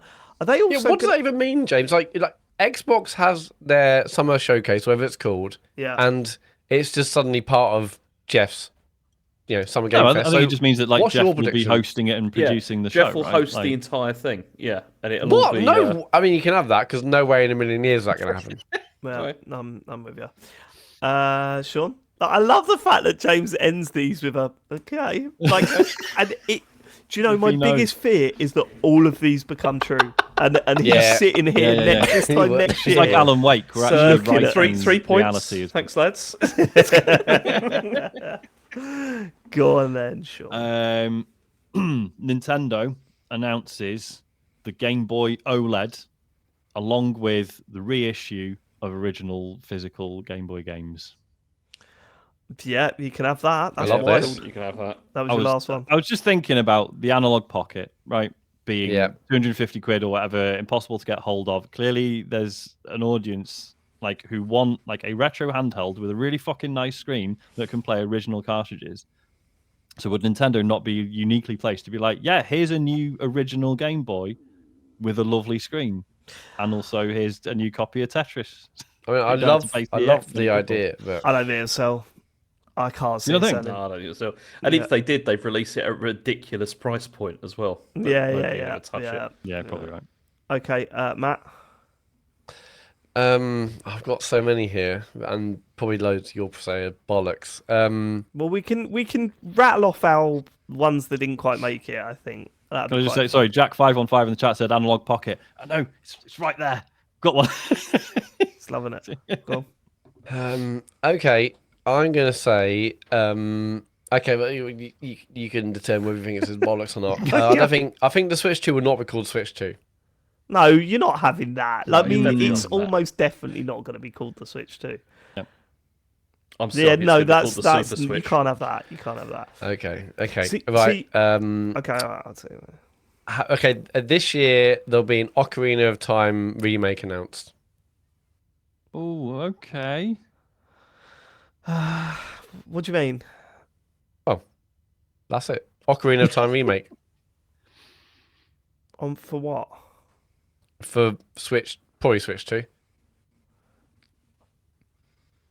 I think you let him have that because there's no way that is happening. Are you really? You don't think? No, they've already done it. They haven't. They have the 3DS version. Yeah, that wasn't a remake. But they updated with the kind of Breath of the Wild, Tears of the Kingdom art style. Yeah, that was a port. I think Ocarina of Time remake is on the cards. I genuinely think it is. I don't think so. Yeah, but then we've allowed other stuff that was okay. All right, looking likely. Sure, you can have it. Fine. I have 3 in front of me, and I am I don't know what to choose. I honestly don't know what to choose. Okay, let's go with this one. Let's go with this. While we're sticking on the Nintendo thing, Mini Nintendo 64 announced. Ooh. That's going to happen this year. Yeah, that's a good one. Yeah, all right. Can see that. James, you all right? Yeah, I think that's That'd be yeah. interesting though, because the N64 is a pig to emulate. Yeah. Yeah, So, I think that's what's been. So they've left a long time between the last mini console now, and now with this new interest in Mario. I don't know if you've noticed, but loads of content creators are focusing on Mario stuff at the moment. Really? Like, off the back of the movie and of Mario Wonder, there is loads of content about Mario at the moment, and I think that maybe this is the year where they go Mini in Nintendo 64. I think it will probably have some rare stuff in it. With Microsoft Like allowing that Banjo to and all happen. that. Yeah. Maybe Banjo. There's loads. Just look at what's out on Diddy Switch Kong. Online. You Yeah. can Diddy get Kong the Racing. idea of I can see it happening. And now they've sorted the GoldenEye thing out. Maybe they'll get that on there. You know. Yeah. Okay. That's my prediction. Is it me next? Yeah. Yes. Okay. I'm not sure if you're going to let me have this one because I think it's too obvious. Go on. So Sony are going to add cloud streaming to the Portal, accessible only with the premium tier of PS Plus. That would be such a shitty thing to do. That. Oh no, I you can can see it only happening, hold on. 100%. You've only got cloud gaming with premium at the moment, aren't you? Yes. So that Yeah. bit's irrelevant. I don't know. I mean, It is that's pretty obvious pretty that that's nailed on. where they're going to go. Mm-hmm. What do you think, Sean? Don't know. Say it again. Yeah, it's not convincing. Say it again. Sean wasn't listening. Sell by it the to way. me. He totally Okay. yeah, I don't know. Just repeat it for our listeners. Not for me. Explain it to me like I'm a 5-year-old. Go on. So Sony are going to add cloud streaming to the Yeah. Portal, Yeah. but it's only accessible if you have. The Yeah, but that's premium irrelevant. tier. That Yeah. bit's irrelevant. You already- Cloud streaming yeah. is only accessible through that tier. So that bit doesn't Yeah. make that doesn't need to be said. I think it's too obvious. Okay, well, I think think it's too obvious, but do we want next year's predictions to be like actually getting points and no, we do. It's but just it's obvious and a bit low stakes. yes, Yeah. I think It's it's not. okay. So It's not. could you fun make it a one. bit spicier, James? Yeah. Oh, I'll do something different. No. We like that. We like that. We love that over here. We love that. How about you just do I that, but don't think we improve it? do, Matt. I don't know where it's you're rubbish. coming from here. I think Yeah. we're all in No, agreement. but that do this it, but shouldn't go make through. it more spicy. Yeah, but how do you make that more spicy? That's for James to And determine. it only David. works for Parappa the Rapper too. Like, Yeah. what is that? How is that? Go on, James. Pick it up. Sony aren't going to release a single first-party PSVR 2 game this year. Ooh. Fine. I mean, yeah, I think that's too obvious, but I feel bad. I mean, after I've got letting... one other that I could do instead. I like the PSVR 2 one, but go ahead. Okay. If you want. Or the Switch will not be backwards compatible. The Switch will not. The be Switch Switch 2. 2. Yeah, the Switch back. 2. Yeah, will not be backwards I reckon compatible. go with the PSVR one. Okay. Yeah. Yeah, let's go with the PSVR one. Yeah. And Yeah, that's not how... a single first-party PSVR 2 game. Will There come out are this year. predictions for 2024. Matt, go on. Let's hear the ones that didn't quite make the cut. Wind Waker Remastered announced a Switch. Mm. Isn't that already a thing? Yeah, they already had a. No. Oh, Yeah, have there's they already a announced remastered it? Wind Waker. Yeah. Yeah. Yeah, no, but have they announced They, the they Switch released it version on the for that? Wii U and then It was on the Wii U, ported yeah, it to over be to the Switch. Yeah. Okay, cool. Yeah. Yeah, but you would. Yeah, okay, fine. Gears Didn't of they War bring it out on the Remaster. Switch? Yeah, I no, don't think that they does. did. Yeah, It's just Switch, Wii U. Gears of War remaster. Oh, mate, what are all your predictions? Remaster. Is that Okay, this one Bloody won. Splinter Cell. This one, Microsoft doesn't mention Perfect Dark all year. Ooh. But Perfect Dark? Why would they mention Perfect Dark? What about Perfect Dark? Perfect Dark, yeah. There will be a Breath of the Wild upgrade for Switch 2 launch. Would it be an upgrade though, or do you think they're just trying to... No, they wouldn't sell you. These are all pretty Well, no, safe, it'd be aren't Breath of the they? Wild, but in like 4K or whatever, like Switch 2 can do. These are all pretty safe, I think. There will be a Double Fine Shadow Drop at some point. Okay. Okay. All right. Anything else? And this last one, I didn't bother, but it was Switch successors announced, not called Switch 2, and launches with a brand new 3D Mario game and Metroid Prime 4. Okay. So, see, because I had a Nintendo new console prediction. I should have really gone with this, actually. We won't know the name of the new Nintendo console by the end of the year. I just had a feeling that they might show something, but we wouldn't know the name of the console. I think by the end don't of they the year. always give us the name when they announce new hardware though? Yeah, do. but there's always we get a fake name for a long time before they announce it, and I've not heard any fake names other than Switch 2. Fair enough. Okay, Sean buys a PS5 was another one that I had down. Or You could have that. I think it's gonna. I think this year's gonna be the year. No, I think it's this not. year's gonna be the year. All I want is a date for Spider-Man 2 on PC, so that I can buy a PS5 and not find out a week later that Spider-Man 2 is coming out on PC. I've just got a feeling there's so gonna be another. is killer that the game, Sean? That's the game that's going to make you buy a PS5. No, Spider-Man 2. there'll be like another announced game this year where he's like, holy shit, I'm gonna. New have Earth to- Defense Force not coming to Xbox. I'm Coming to telling PC you, though. PS5. I reckon this is the year. Dragon's Dogma 2 is multi-platform, isn't it? Dragon's Dogma 2 is multi-platform. It's like because I've said before, I thought Final Fantasy 16 was going to be the one, but the reception to that was like it's pretty good, like really good in certain ways and not so much in others. So like that's something I would get if I bought a PS5, but it wasn't enough to be like, yeah, fuck it, let's go. I don't know. Okay. This is the other prediction that I had written down, and as I was writing, this is the third one that I wrote, and I was just thinking about James Farley when I wrote it. I just thought he's gonna love this. You ready, James? Go on. FIFA to release a football game, and it's so bad that it gets taken down before the end of the year. I had one. I was going to do one where basically FIFA do not even announce their new game this year. No, I've got a feeling FIFA will go. Hey, just to be clear, for those of you that don't follow, I'm not talking about EA. I'm talking FIFA, the governing body, will announce that they're releasing it, and it will probably be a mobile game, and it will probably have some terrible problems with it, or It's like a all crypto done by scandal. or AI. something. crypto Yeah, scam, yeah. something like that, and it'll have to be taken down because of a huge backlash or something. That was my prediction, but yeah, they don't count. Did anyone else have any left over? Imagine what the microtransactions on that thing's Oh, going to it'd be just like. be so funny. I'm going to buy a crate of footballs. Yeah. Oh god. Yeah. Oh god. There was one other I had, which is Yoda. Microsoft announcing that they are dropping support for the Series S in 2026. Oh, that is a good one. Shit. So they're Sorry, announcing I this missed year. that. Yeah, What was that that? would be interesting. So just laughing. I was laughing and I missed it. So Microsoft would announce that they're dropping support for the Series S by 2026. Or not dropping support, but dropping the requirement to have like. That is mad Full because parity. that is like their main console at this point. It's just announced like when We they're don't so know close. that, do we? We You know still that. don't know the split, do we? It's obviously done well enough for them to put out the terabyte one, Yeah. which is like the main problem with the Series S. Like, Yeah. The hard drive space. All right. So they're out. I had a couple more. Oh, go on. hang on. I got. I said the Switch 2 will use the existing Joy-Con design, like they won't change. I it had up. that and then just deleted it because I thought it was a boring one. But yeah, go on. Then I got Nintendo will announce another live-action Mario film that they're gonna have another go at it. A live action one. A live Oh, action right. one, Okay. Yeah, that's never going to happen.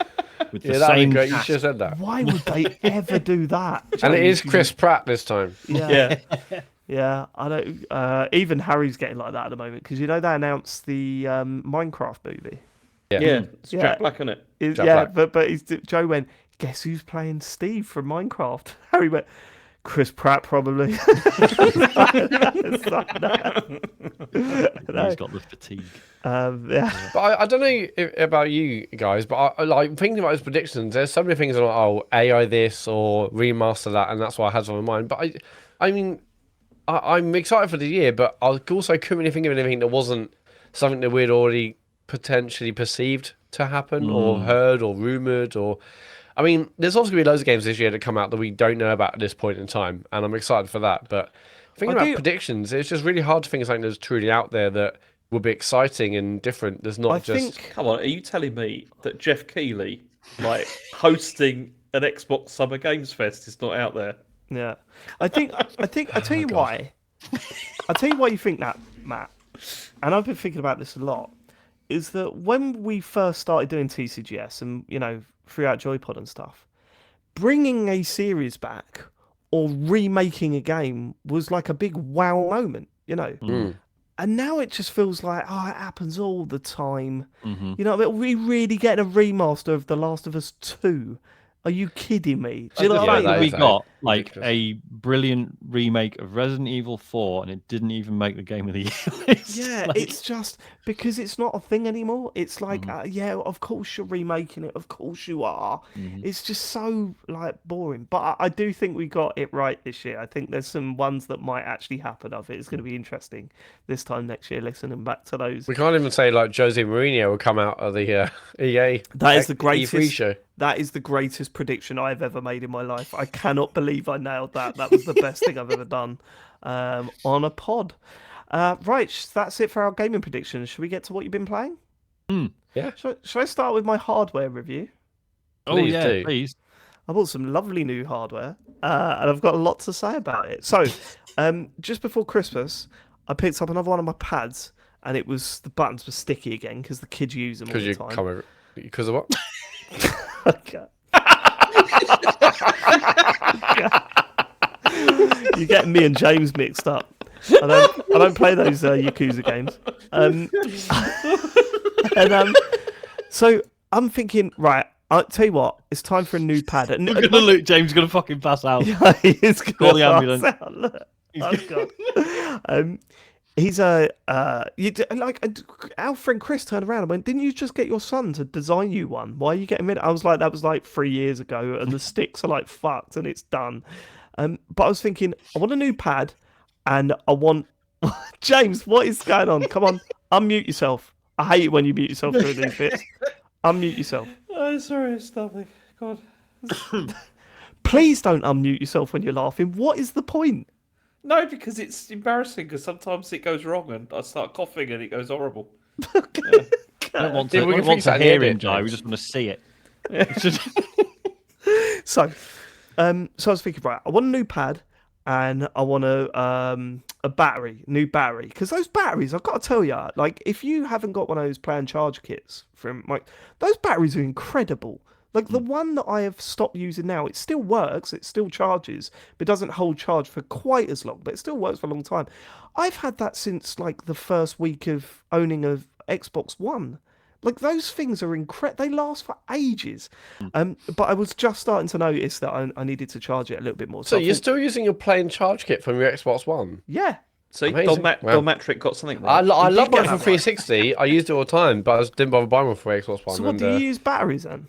Yeah, but they last ages compared to PlayStation, so I'm not really that bothered. I know, but they honestly, the charge kit is incredible. Like I don't know what Yeah. they're like anymore because this is like a relic of a battery. But I did I've used never to seen enjoy it it. last. I also bloody love, you know, like the 360 got that keyboard controller.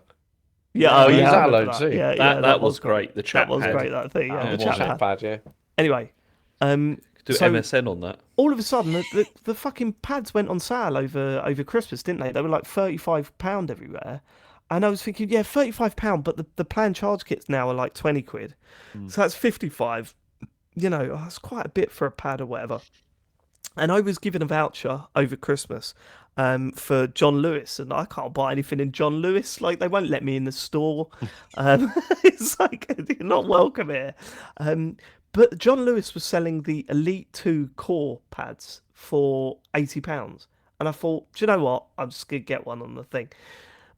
So the Elite Core, for those of you that don't know, it's the Elite 2 pad. So it's got a battery inside. It's got chargeable without the cover, which is hilarious because they go, hey, no, it's all about choice, but not for when you spend more money. Then we'll remove that choice from you and put a battery actually inside the pad. But it's got all the interchangeable parts, but it doesn't come with the other parts. Basically, the idea is that if you want a nicer pad than the standard one, then you've got this option here. Now, what I didn't expect after unboxing it is that we'd have slightly less functionality that I want from a controller. Like, it blew my mind that it has no share button. And there is no way of getting that share button back. Like, it's got a button where the share button is, but what that does is that flicks between the profiles on the pad. Oh, fuck off. Yeah, And so they you could- can they just couldn't be asked adding another button. You can set different profiles, right? So you can say, actually, for the pad, if I've got paddles on, I want that to be my B button on profile 1, but when I play a different game, I want that paddle to be something else, or for profile 2. So when you switch games, you can switch profiles or whatever, right? But I was thinking, well, surely though, there's an option within the controller settings to say, actually turn that off and make it function like, I don't want profiles. Turn that off, make it function like a share button. Doesn't do that. And I was fuming. Wow. So I'm sitting there just going, right, do I send this back? But really, you're going Xbox record that. yeah, I'm shouting that. My thing.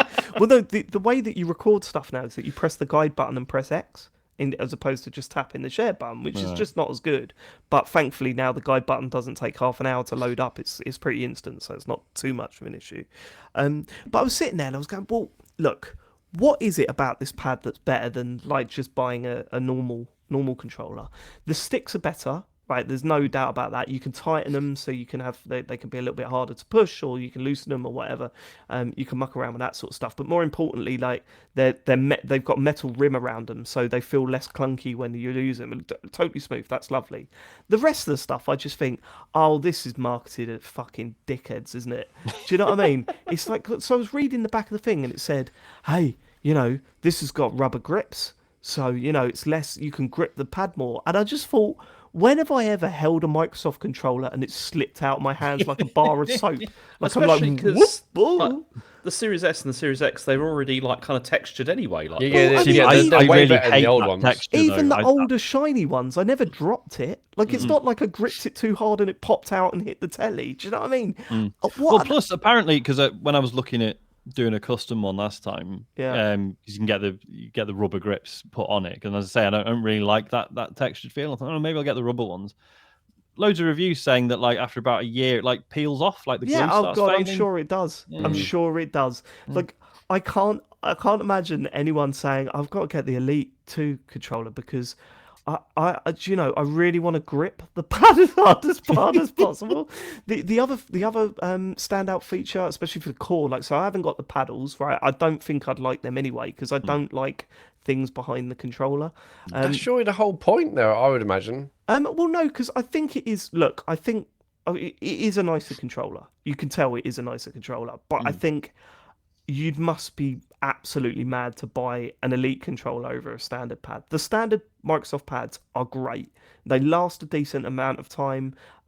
You can switch if you've got a rechargeable battery, you can switch them out. You know what I mean? Like, they're not stuck inside the controller or anything. You can just move that over to a new one, which makes them relatively cheap. As I said, like, the standard pads were 35 quid over Christmas, which is brilliant. That's a really good price. They feel comfortable. They're nice to use. They're great. This does feel like more of a premium pad. Like, it is nice to hold and stuff. But some of the features, I just think, what the hell? Like, the switches on the back to make so the triggers don't go down as far. So to get a full, it's like, well, if you think about it, when you're playing a shooting game, you're actually firing a little bit quicker, because you don't have to hold all the way down. It's just you're basically using it as a button. And I'm thinking, you don't know. I'm terrible at shooting games. That is making no difference. That is making... If there was a button on it that said, actually, it's got an aimbot, I'll go, oh, okay, that's more my sort of level of improvement needed. But to take the travel out of the triggers by a few millimeters, it's making no difference to my gameplay whatsoever. And it's wild because I'm guessing like a Street Fighter player would just never put an attack on a trigger because it's just inherently a bad idea. If you really give a shit about that stuff, then it's just an inherently bad idea. And also, you'll have a fight stick or something, wouldn't you? If you're really into that, yeah. This is it. I'm not having a go at anyone that's buying these pads, right? If you can afford it, yes, it is a nicer pad than. You just said they'll be mad if they bought it, David. So what's? Yeah, I think you'd be mad if you bought it if like that jump in price is because when you think about it, a standard Xbox controller is around 50 quid, right? These when they're not on sale are 110 pounds. They're 60 pounds more expensive, and I'm just thinking that is absolutely not worth it unless you are not worried about money. Like, it's just not worth it. And if you wanted all the bits and pieces with it, you're looking at 150, 180 quid. Do you know what I mean? For this pad, that blows my mind. You don't worry about it. Use a standard controller. I think I had this moment. Look, I'm sure there are people that like the stuff that this brings. If you like using the paddles and you'd be happy to use them, I can see the advantage of that. There's a clear advantage of that. If you want the higher sticks, or if you want the lower sticks, or if you want tighter sticks and all that sort of stuff, if you're into it that much, yeah, absolutely, I can see the appeal here, right? What I can't see is for a 40-year-old man who is... Do you know what? Do you know when it hit me? Is when I bought it and I played it for the first time playing PowerWash Simulator. And I just went, right, okay, yeah, I'm a bit of an idiot. Yeah, and you couldn't even share the video. This is aimed at me. And I couldn't even take the video at the end. yeah. So there, I'm going to keep it because it is, like, it's a nicer pad. Like, it does feel nicer to use. And also, if I return it, I'd only be able to buy, like, a standard controller for, like, 50 quid from John Lewis anyway. Right, so I'm not actually going to be saving any money by doing that. So, yeah. I just had this real horrible moment where I looked at myself and gone, "You're a knob," because I turned around and went, "I don't want to send it back because actually I like the extra grip." And then I stopped. I just went, "The extra grip? What are you talking about, David? You're playing FIFA and PowerWash Sim. Shut up." So that's just my honest reaction to getting one of these controllers. Did you buy one, Matt? Because you were thinking about buying one. No, I did see they were cheap, but no, I just thought... I mean, when you said actually it doesn't even come with the other stuff, I'm like, well, that'd be the only thing I'd really want it for, would be the paddles and customization. If it doesn't come with them, then yeah, no chance. What do you mean customization? Well, if I could change the height of the sticks and the paddles, but if it doesn't come with them, then there'd be no point in me getting that. But what, like, I guess that's what I'm getting at. Why? What would you change the height of the sticks and the paddles for? Yeah, I don't know. Just exactly. I would want the. I mean, this is why I don't buy premium controllers, because there's no point. But if I was going to get one and they were cheap, then at least I want the stuff to come with it. And if it doesn't, then even less point for me. Yeah, I don't know. It's been a bit of an eye opener, and I missed that share button. Please, like, Microsoft, if you're listening, which I'm pretty sure you are, please let me change the profile button to a share button. There's literally no reason why you can't do that. It makes no sense. And when you read the marketing, it's like, it is 100% customizable. You can move all the buttons around as you want, except for that one. Like, it's just like, yeah, but that's the one. Yes, that you can't assign the share button to, like, so if you put paddles on it or something. Yes, you can. You can put a share button on that's paddle. ridiculous. Like, Yeah, I don't want it on paddle. I want it on the place that I've played, that I've been pressing for the past, like, 3 years or whatever. So frustrating. And then when I told Jo, I said, I'm thinking of sending it back. She said, why? I said, no, it's not got the share button. She said, what's the share button? And I went, well, it's when, like, you can record your gameplay and you can record screenshots or hold it down and record gameplay. She said, why would you want to record gameplay? Well, when I play FIFA with my friends and one of them misses, I like to save the gameplay and then we put it in the WhatsApp group the next day. And she laughed at me for about 10 minutes. And I just went, oh man, what am I now? You really won't understand. But yeah, I mean, I'll talk about the games that I've been playing over Christmas. So we broke up for Christmas and I fully intended to sit down and play just some games that I missed. And as I said before, you can never predict what you're like. I see people do it on Twitter. This is going to be my Christmas game, and I say it. This will be my Christmas game. It never is. You can never predict what your Christmas game is going to be. Turns out my Christmas game was PowerWash Sim, and I could have predicted that actually. Yeah. Well, what happened was I was watching Ellie Gibson's stream, and she was playing. I can't remember what it was called. All I Want was for Christmas. It was a game called All I Want for Christmas is Jank Games or something like that. It was out on I think she was playing it on PlayStation. It was ridiculous. They were just terrible games that were Christmas themed, and it was a really funny stream. But then I asked her, "Oh, have you heard of they've brought out a Christmas level for PowerWash Sim?" She was like, "Yep, I've got that on the to-do list." And I was like, "Do you know what? While I'm watching this stream, I'm going to download it and I'm going to play it." So I did, and that was it. So after I did that, I was like, well, I'll buy the Back to the Future pack. So I did the Back to the Future stuff. And then after that, I went, oh, yeah, those really special levels, those huge levels that they never think anyone will actually do. So I did all of them as well. And I just thought, and there was times where I was sitting there just going, I'm wasting like my time here. I've got time to play video games for a change. I can sit down and play games. Like I can go back to games that I didn't finish. I can go and and I just thought, no, do you know what? I'm clearly enjoying this, so I'm just gonna allow myself to just sit and do all of this shit. And I did, and I loved it. It was brilliant. So yeah, PowerWash Sim's still amazing and still absolutely blows my mind. I have also been playing a lot of Cyberpunk 2020's Cyberpunk 2077, which is a video game that Sean likes. And James, in fact, actually, I bought the DLC today, James. Oh yeah. Yeah, I was quite excited to get. Well, I feel like I'm at that point now because. So soon after we recorded the episode, I went back to it probably the next day, and I sent a screenshot to Sean and said, "Hold on, does this mean I'm on the last mission?" And I had the notice that was like, "Once you enter this restaurant, this is it. So be sure you've done everything." And I thought, this doesn't feel long enough. Like this doesn't feel. And I think, look, right, I'm loving Cyberpunk 2077 at the moment, right? I will say, DLC aside, I will say that I have still got loads of problems with it. Like, for example, there are still an insane amount of bugs in that game. Today I had a crash. Genuinely, go on. What sort of thing? Yeah, I didn't get anything what, either. Sean? I didn't see many. Right. Don't you Last Guardian me, boy. I know this is what's. No, sorry. I know that's. He works for me. I know that's not. Oh, It's true, my I copy of the game was fine. I didn't see anything either. Well, Like, I've it's fine. sent you some examples of like status effects that just stay on, and you just. Well, I was going to say because I do, and this isn't.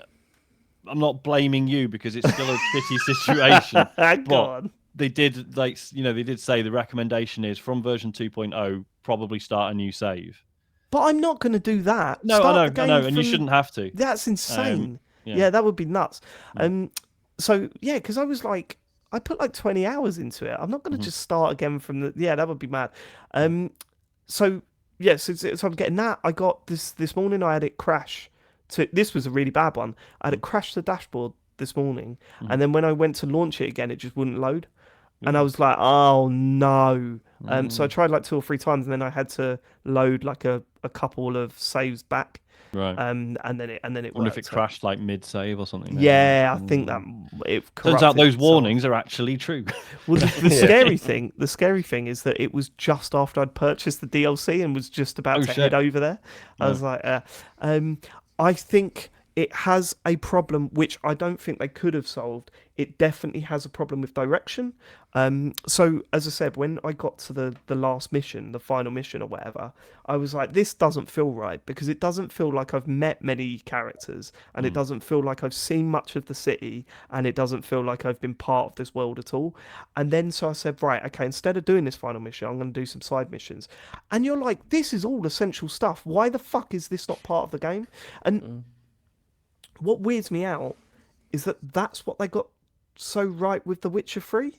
Like the way it guides you through that world, and it feels like mini drama after mini drama after mini drama, and then it pulls it together is perfect, right? Whereas here, it feels like if you're following the main quest, you're missing the mini dramas are all here. You're meeting these crowds of people who build up the city, right? And you're meeting different characters, and they've got friends, and you're getting involved in their lives, and it's all in this game, but they're all side missions, and you're going, oh, the main quest is just about one of those groups of people, and the side missions are where you find all the other stuff, and the side missions are way better than the main quest line in this, like way better. You know, the Pan Am stuff, the Pan Am stuff is brilliant. Yeah, amazing. It really is, and you know the stuff that where you're working with other detectives and you get involved with the police, which I wasn't expecting because I thought this was very much like they're seen as the enemy, but it's not. It's more the corporations that overlook the city. It's complicated. It's more complicated than that. So I am loving it. There are still some issues that I've got with it. Like also, James, I nearly sent you a video of one of the the thing you went, they're not doing T-poses anymore. I saw a T-pose. Really? I was trying to think because I knew there was a funny bug, and I was trying to remember where it was. Occasionally, maybe 3 or 4 times, I'd just see someone happily driving around a burnout car. Oh, is it? Yeah. No, my mum, I was following Pan Am, was like, follow me. And she just like glitched over like a curb or something. And just for a split second went, And I did a T-pose, and I was like, James. Yeah, look, I'm really looking forward to. I mean, look, I can't wait to hear what you think God of the knows DLC, how many hours man. into it. Yeah, I'm looking forward to the DLC, which I've literally just started today, and I intend to. Yeah, I just can't stop playing it, and there's nothing coming out in the horizon for me anyway that I'm interested in. So this is going to be my game for the next week or two. Get through the DLC and then finish it off, I think. But I have been very much enjoying it. I stand by my argument at the start of the. I didn't quite understand our argument at the start, Sean, but your view was Yeah. that I was just making that up so that I had an easy one to kick out the thing. Yeah. But it Yeah, genuinely wasn't. I genuinely don't think it should have been. I promise not trying to get out of this. Looper's at the back door and he's woofing. Probably means he's about to do a shit on the floor. Let's take a break. Take a break. I need a wee anyway. I'm gonna go for a wee. All right.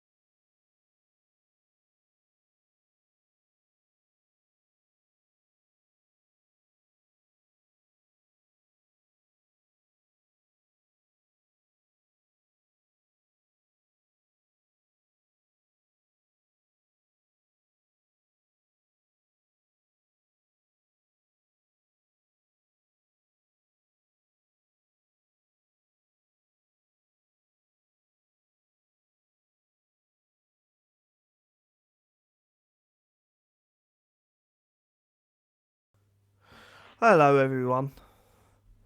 How are you all doing? How are we all doing, chat? Well, my toilet is just right outside my. We live in a very small flat, so my toilet is right. Oh, guess what I did? I installed a tap. This over Christmas. What about that? I installed a bloody tap. I felt like such a hero. Yeah, over Christmas the tap in our bathroom started just stopped working. It was like pissing out water out from the tap bit. So shut the water off, went down to B&Q, picked up a new tap, installed that one. I've still got like a mark on my hand where I used the wrench on my hand instead of the pole. So it just really fucking hurt. But yeah, it did. While I was doing it, Grey Dragon Claw, Harry turned around and said, "Oh, this is like that scene at the start of Mario. I'm waiting for the dog to sort of raise up above the above the thing in the shower." Did you have to force it in? Right, can someone ban Ace of Jace?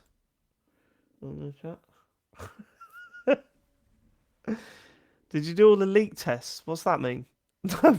No, I didn't do the leak test. I don't know what the leak test is. What's the leak test? Is my house gonna blow up? Flat? Is my flat gonna blow up? Shit, looks like we're moving this year. What about that? Really? Yeah, we had the estate agent over this weekend. What is the owner selling the property? No, we own the place. Thanks for looking down on me, Joe. I just forgot. Oh, okay, nice. Oh no, amazing. Yeah, we want to take the next step, but Joe is more keen than I am because I am worried about not having any money whatsoever.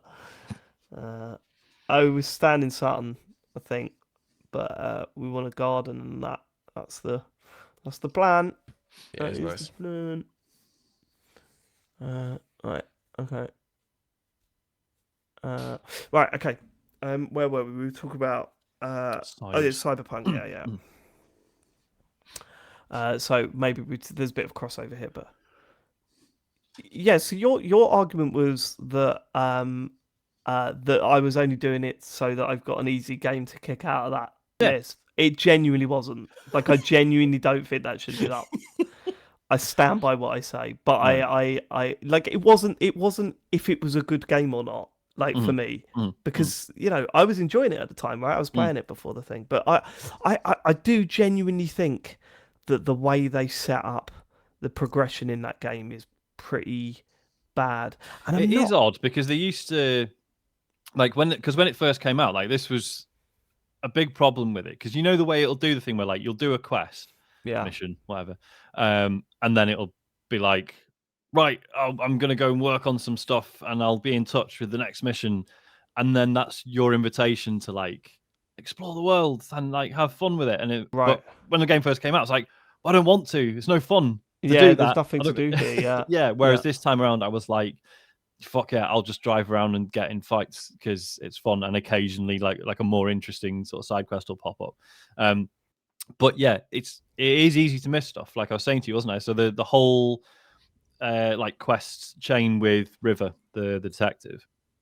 For whatever reason, this playthrough, I completely missed that. I don't think it was probably it was probably like a mission somewhere that I don't know, just didn't particularly stick out to me, and I didn't bother to pursue it. But that's like that's like a really big deal. That quest line, it's really good. But just for whatever reason, it didn't. And I suppose what they wanted to do was like, that feeling of like you've pulled at a thread that didn't seem that interesting, and then oh my god, it's ballooned into like this whole series of events. That's so cool. But when actually that approach means you can just miss stuff because it doesn't look very interesting on the surface. Yeah, for sure. Yeah, you got like just missing out on that stuff sucks. Also, there is part of me that's kind of like it does make me cringe a bit. Where where you can like get a feeling for the developers and the writers when you're playing a game like this. There is part of me that's kind of like I can hear them going, "Do you know what's cool? Leather jackets and metal music." And you want to go, "Is it?" Yeah. Hey, look at this guitar. Yeah. Oh, this guitar is so cool. And I'm like, come on.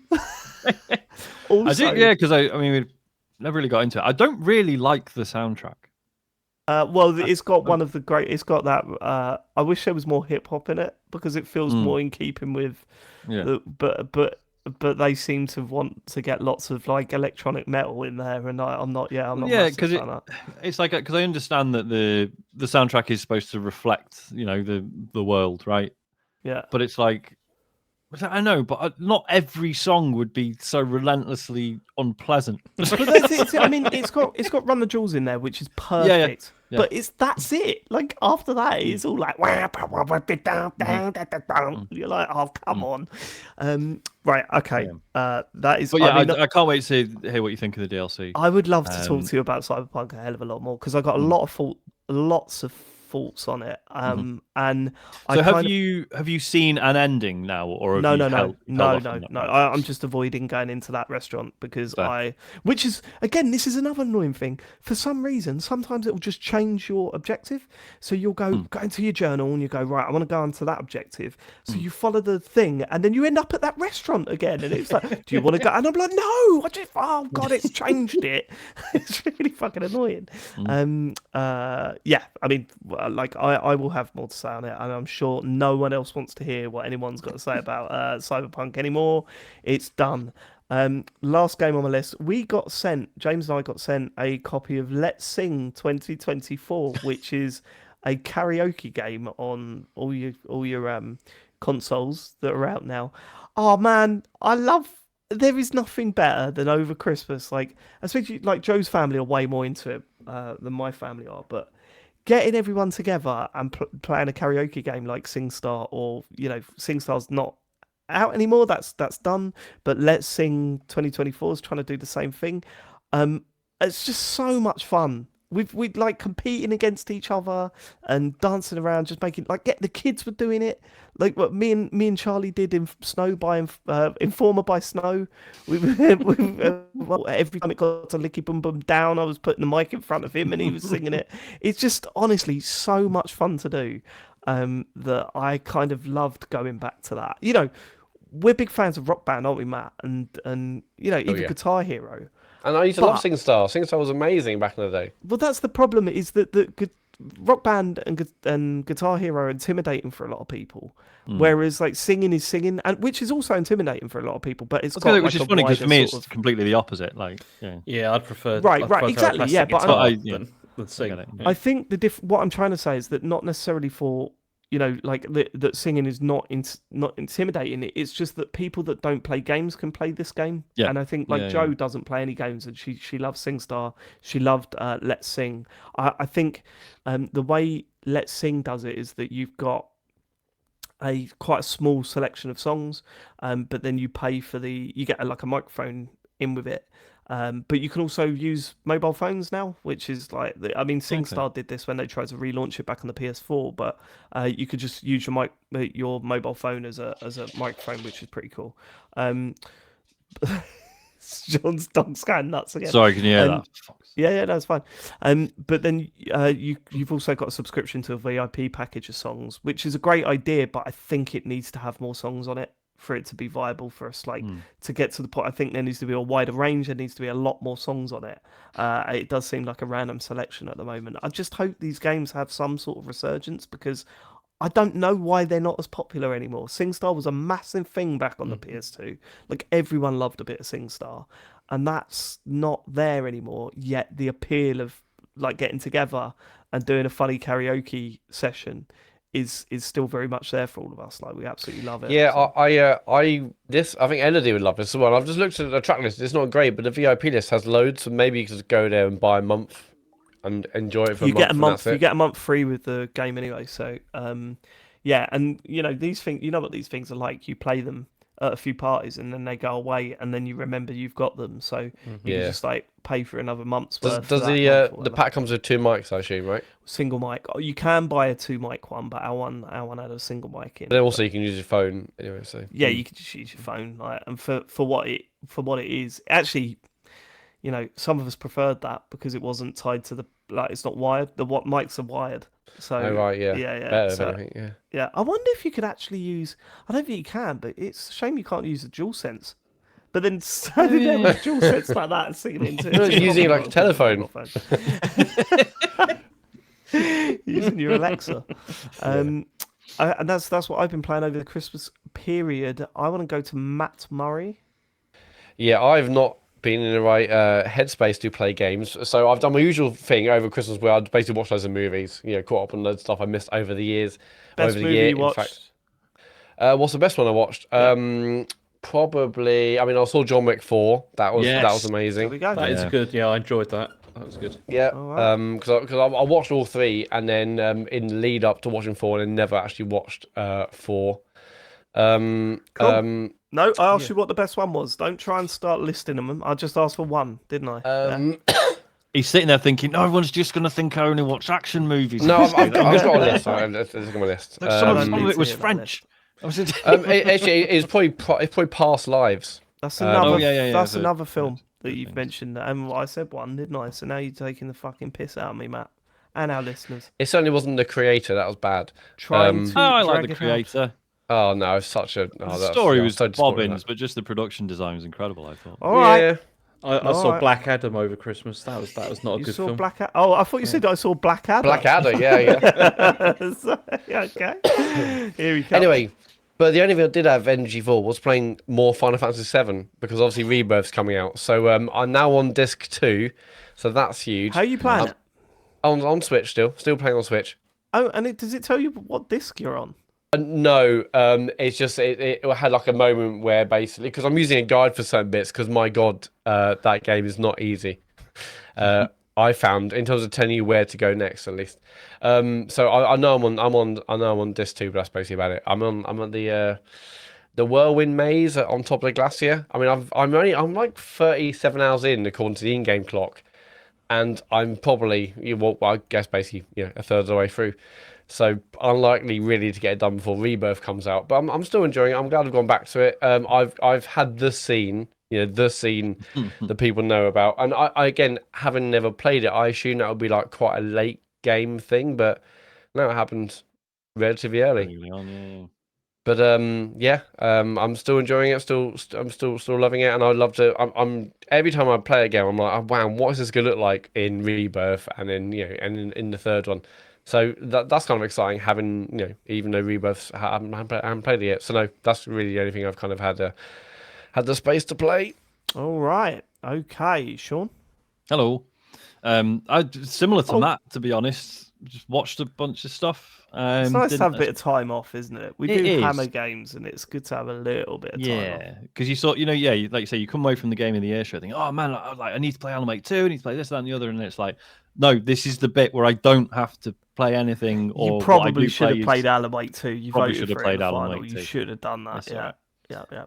Yeah. I thought it's great. So it's the same thing. So I've been playing Asgard's Wrath 2 on the Quest 3. Because this was the one that if you buy Quest 3, you get this free with it. I think you still do. I'm not sure. Obviously it was a bit weird. Buying the Quest 3 and being like, in 2 months you'll get a free game. Like, all right, whatever. I never played the first one, so I didn't really know what the fuss was, if anything. And then reviews started popping up, giving it like 9s and 10s. Like, was it IGN gave it a 10 or a 9? Yeah, I got 10 IGN. Yeah. And it was basically everything's been like, it's not just a great VR game. It is genuinely like one of the best like open world RPGs ever. And I was like, wow, okay, don't really believe you, but all right. I mean, I'm getting the game anyway. Yeah, review said it's up there with Half-Life Alex in terms of what it does for VR and whatnot. I'm intrigued. I must be about 4 or 5 hours in at this point. I'm not seeing that stuff, right? I'm not blown away as yet. But every time I put like an hour into it, something gets added where I'm like, oh fuck, right, this is in it. Okay, this is because you start the game and it gives you like a cool like recap of the first game. I mean, the story seems fine. Again, people are saying the story actually gets amazing. Again, not seeing that yet, but who knows? And it's very much the first game was you were helping Loki out, and then he tricked you, which is not like him at all, is it? He does that, doesn't he? Yeah. And he left you trapped, and now you got to get out and get revenge on him because he's going to take over. I don't know. He's going to kill all the other gods. I don't know. And that was the other weird thing. It's like, oh, buy Quest 3 and you get this game for free. It wasn't like enhanced for the Quest 3 in any way when it first came out. Like it was looked and played the same as the Quest 2 version. Whatever. They later patched that, fine. But just initially, I was like, oh, all right, okay, whatever.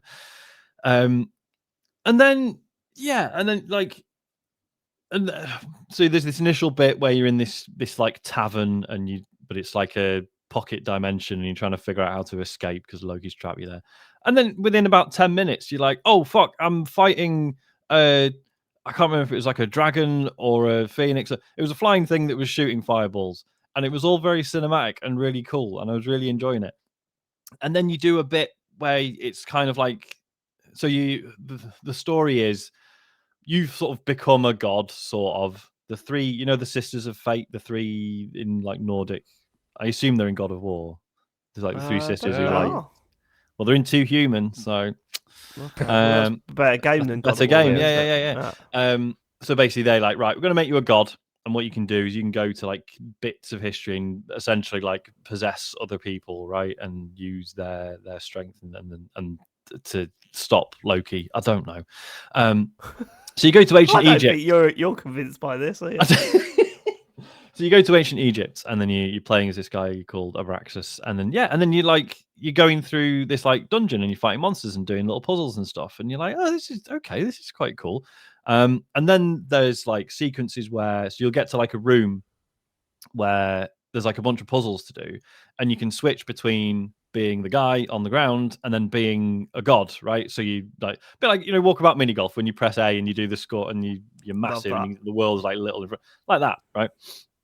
And so occasionally you go back to being a god and you're like, right, so as a god I can move this or do this, and then I go back to being the guy, make him run over there, make him stand on this platform. As a god I can make the platform move, and then sort of back and forth. that stuff's really fun. Cool boss fight, and then now it's starting to open up, right? And I'm now in like, I wouldn't call it open world. I think it's open zone, as they say. I think it's like a series of like open areas that you go through. But it's and then so the next session I was like, oh, there's like a roguelike dungeon mode where you can just run dungeons and try and get as far as you can, and then you unlock more resources and kit and stuff. And that's really cool. And then the next section, I did this whole bit that like appeared to be like a side thing. Like it was like, oh, we can go this one path, but like we should really focus on the mission. And I was like, no, don't be ridiculous. It's a video game. I'm going to go on the side path and see what happens. And it was this whole sequence where I was like going through this boat that had been like destroyed. So again, it was like switching to like god form and like moving bits of wood around to change the environment and stuff. And then being the guy running around inside the boat, rescued this like, I think it was like a giant panther that was in a cage, who then turns into a woman, who like helps That you will out in happen. combat, but can also turn back into a giant panther, and then and you can ride around on her, and that's how you get around the big desert bit. And you're just like, this is nuts. Like it's just, That was great. it's just it's I've said before, it's like, when games just make you sound like a 5-year-old when you're describing them. And you're just like, oh yeah, and then this happens, and then this other, and it's just, So I'm fascinated to go back to it. It's been like, it has been, it's like a 90-hour RPG apparently. Wow. I don't, like, and it's so easy to look at the reviews and be like, this is it. The VR games have fucking arrived. And it's like, no, that's not fair, because VR games have been really good for a long time. Yeah. Yes, this is a VR game that much more closely translates like that long fantasy RPG experience to VR, but I don't think I want this from I don't want this to be the benchmark, right? Like, I really like short VR games because generally I only want to spend about an hour with the headset on anyway. Although I have ordered a new strap, so let's see if that changes. That will help a lot. Yeah, but it's the first VR game where I've much more regularly, and maybe this is a Christmas thing because I've not particularly wanted to turn on the Xbox or the Switch. I've been playing VR stuff in general much more regularly, and I feel like this was sort of the catalyst for that. Like, I've been playing more Walkabout, been playing more Puzzling Places and stuff like that. Yeah, it's always the way with VR. Like when you've got it out and you're using it, you just play loads of other stuff like for a while, and then you go through a period where it goes now in a drawer again, and then you forget to charge it for a few times, and then it always seems to be waves, which always makes me like, sorry, Matt. It always makes me think, hey, that's what it is. It's that funfair ride. It's that this is a nice novelty thing to do for a bit, but it's not what I want to be doing in replacement for my regular gaming. We've been talking about going back to PokerStars VR and stuff again. This year, but I've still got the which is renamed now, isn't it? It's like Vegas. Yeah, so they must have lost the something. PokerStars, or the there's that license is huge. As I said at the time, PokerStars is a massive organization. So, but yeah, it's weird. Like, in terms of like the movement and the combat and stuff, like, I've talked about stuff like Bone Lab before, which is like, this is like a 100% like realistic physics simulation. Like, if you walk past like a desk and your hand catches on it and you didn't notice, you cannot walk away from that desk until you go back and move your hand around it, and then stuff like that. This is completely smoothed out. There's invisible walls all over the place. There's, like, it's not as, like, it's very video gamey in the way it feels, but in service of what it's trying to do and spreading this out over 90 hours, I think that's probably the wise decision. So how would you say compares graphically to other stuff you've played in VR? I mean, you can tell it's a Quest game. Like I say, they've done a Quest 3 patch, but like, it's nothing compared to, like, I talked about Red Matter 2 towards the end of last year. Looks pretty shit compared to Red Matter 2, for example. So the Quest 3 is definitely capable of more. But yeah, it's the texture resolution as usual. Lets it down. Like, just lots of really blurry textures. But yeah, there's stuff like, so when I first did this dungeon crawling mode, and I got to this room, and there was like all these like bollards essentially, right, dotted around. I was like, oh, what are these for? And the game's like, oh, pull your sword out and then pull the trigger for whatever hand you've put it in. I'm like, well, why? And I did it, And it's is it Ivy in Soul Calibur who has the sword that turns into like the whip thing? Yeah. It's It does that. Yeah. Oh, I was nice. like, oh shit, and I was like whipped over to this thing and like pulled myself over. It's fucking great. Wicked. Yeah, just little things like that. Again, we're just like, oh shit, I didn't know that. That's cool. Yeah, it's been a good time. Cool. So you're going to keep playing it in a 100%. Yeah. I mean, I don't know if I'm going to get 90 hours out of it, but we'll see. I would like the story to pick up because, as I say, I mean, as you can probably tell, not really engaged with that stuff so much. The other game I've been playing a lot of the last sort of week or so is Cobalt Core.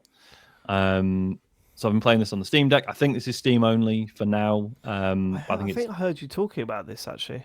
I've not mentioned it before. I think it's come up. I know Backpage were talking about it. Was it? Oh, maybe it was Backpage. Yeah. Oh, apparently it's on Switch as well. Thank you, Ben, in the chat. It's a roguelike deck builder. Sorry, James, but it's but it's a really, really bloody good one. It's got Star Fox vibes, James. It's got animals. Oh wow! It's got talking animals in a spaceship. Brilliant. I mean, we know James's thoughts on Star Fox. He loves every single one that comes out. They repeat. They get better every time. They do. Yeah. So yeah, roguelike deck builder, but the twist is so you've got so every fight that takes place, your ship is on the bottom half of the screen, and there's the enemy ship on the top half. And basically, as well as your usual, attacks, defense, whatever, you also control the movement of the ship. And also, like your gun or your missile bay or whatever are all on like specific bits of the ship, right? So every turn, the enemy ship might have moved to a certain position where you're like, right, I want to shoot them, but I need to be able to move before I can actually do that. But then it depends what cards you've drawn, right? You start out with a very basic deck that's like it's all cards that are just like you can move one space, you can shoot, you can power up your shields by 1 point or whatever. But then as you're playing, you start getting weird cards like combined stuff. You get missiles that do acid damage. You get, all like you might get a card that's like evasive maneuvers, but like it'll make you move like 3 spaces one way and then shoot and then move back 2 spaces or whatever.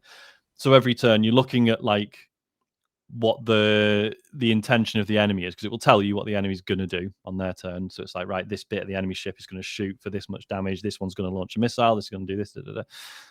So you're then trying to look at your cards and construct like a perfect or as near as perfect as you can get turn of like evading the damage or powering up shields or shooting them.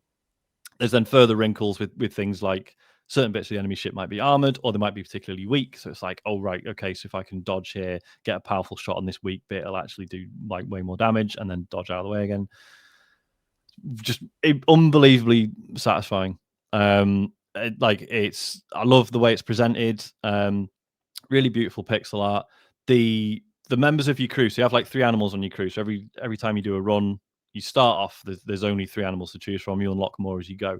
Each one of them is like they have like a specialty and they dictate like the sort of cards you get. So when you start off, it's like, well, one's the pilot, one's the gunner, one manages your shields. But then you unlock a 4th person who's like a drone operator, and then you start getting like different ways of playing, and it's really cool. They also chat to each other while you're fighting, and the dialogue is actually really nice, really charming, genuinely quite funny at times. The thing that really impressed me was like I picked up you like as you go, you pick up these like relics or artifacts, I think they're called, give you special abilities as you go, right? And like they comment on those like as they become relevant, like mid combat. So like I got this one that was like at the end of every fight it heals my ship for 1 damage, right? And I took like a massive hit from an enemy, and and then one of my crew was just like, well, fucking hell, like, I didn't say fucking hell. They say they're like, oh, the microfibers will buff some of that out, but like, the microfibers will buff some of that out, but like, we need to be more careful. And it's just like, oh wow, that's really clever. Like it's they've commented on it in a point in a fight where it's relevant, and absolutely loving it. I've only had like runs on it are quite short, generally sort of 40-50 minutes each. And it's got the Hades thing that win or lose, like it's going to push the story on a little bit. Nice. So you don't Yeah, really mind That's dying. I think important, that's It is pretty much important mandatory because now, isn't it? you don't Like, want to feel like you're wasting your time, really, do you? Yeah, loving it, and just perfect Steam Deck game or Switch. Are the animals sexy, Sean? Not to me, but Well, maybe that that's makes a just change. me. Maybe that's just me and my preferences. I don't know. Yeah, you've changed it. Is that one of your New Year's resolutions to not? Lay off of the animals. Off the Yeah. animals. Finally. What have we become? Is that it, Sean? That is it from me. Yeah. James Farley, you got anything to talk about? Yeah, I mean, I played. This Can is we the talk thing, about right? what you did?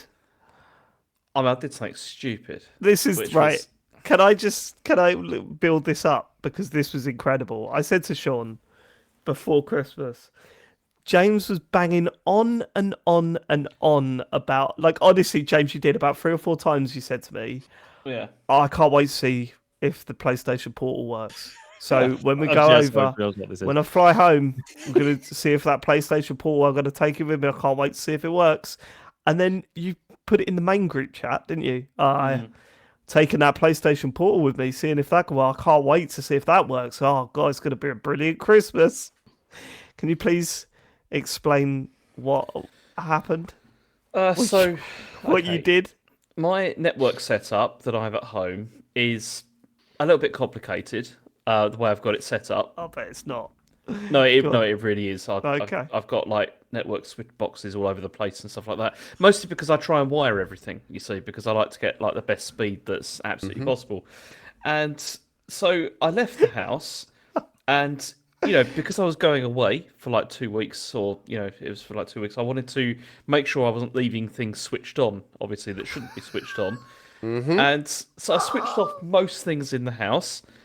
And one of those things, stupidly, was the router. And so because the thing is, These things, isn't it? I left. No, listen to me, right. So I left the cable modem switched on, and also like one of the switch boxes I've got, and I was like, that's okay, it's connected to that. And then I forgot that actually I'd set the cable modem so it was like in modem only mode rather than operating as a router at all. And I forgot that I needed to have the router still switched on as well. Yeah, you And need so a that- router switched on for the Yeah. internet to get. Yeah. Generally, So, yeah. That's a shame. That So is. then I got. how- You know, people say if you try to turn it off and on again, Right. Yeah. Right. Okay. which is Right, turning it okay. on. Yeah. Here's the bit that I care about. When did you realise? Did you try it and log on and it didn't work, and you went, "Why isn't this?" Did you Yeah, have that it was- moment? Yeah, of course, because I was like, it's not connecting. Maybe it's just really bad internet here. And then I just was like, yeah, oh yeah, that's what that is. Oh, that fault. I would love to see your face because that just sort of. Because honestly, James, you did mention it to me about 3 or 4 I times. know, because I was before you really went looking out. forward to it. Yeah, It's I know. like, I know, but because the thing is, when I was you were playing. switching things off, you didn't for a moment just think, "Oh, that might be a bad idea." Like when you switched that switch, did you not think, "What the fuck am I doing?" Yeah, well, because the thing is, like, the way that I left was like all in a rush, and it was like, yeah, it was just. It's not even stupid. like, so it wasn't on like a 6-gang extension. You've just gone back at the No, wall and then forgotten. No, it's. I mean, that's the thing. I am. Yeah, it's just ridiculous. And I was really looking forward to it because I've been playing Baldur's Gate 3 like solidly before I went, and I was like, this is great. I'm gonna play this all Christmas, and it's gonna be brilliant, and it's gonna be so good. And then I got back home, and I was like, oh, it doesn't. And the thing is, I was reading posts from other people that were doing the same thing. That was like, Like turning their routers off. Yeah. yeah, it's like, yeah, I'm in Canada now. It's like my PlayStation's in Texas, and look, it's great, it works fine, and all this kind of thing. And I was like, yeah, I'm going to try this out. This should be Why good. doesn't mine work like that? Yeah, it doesn't work. And Send the so portal back.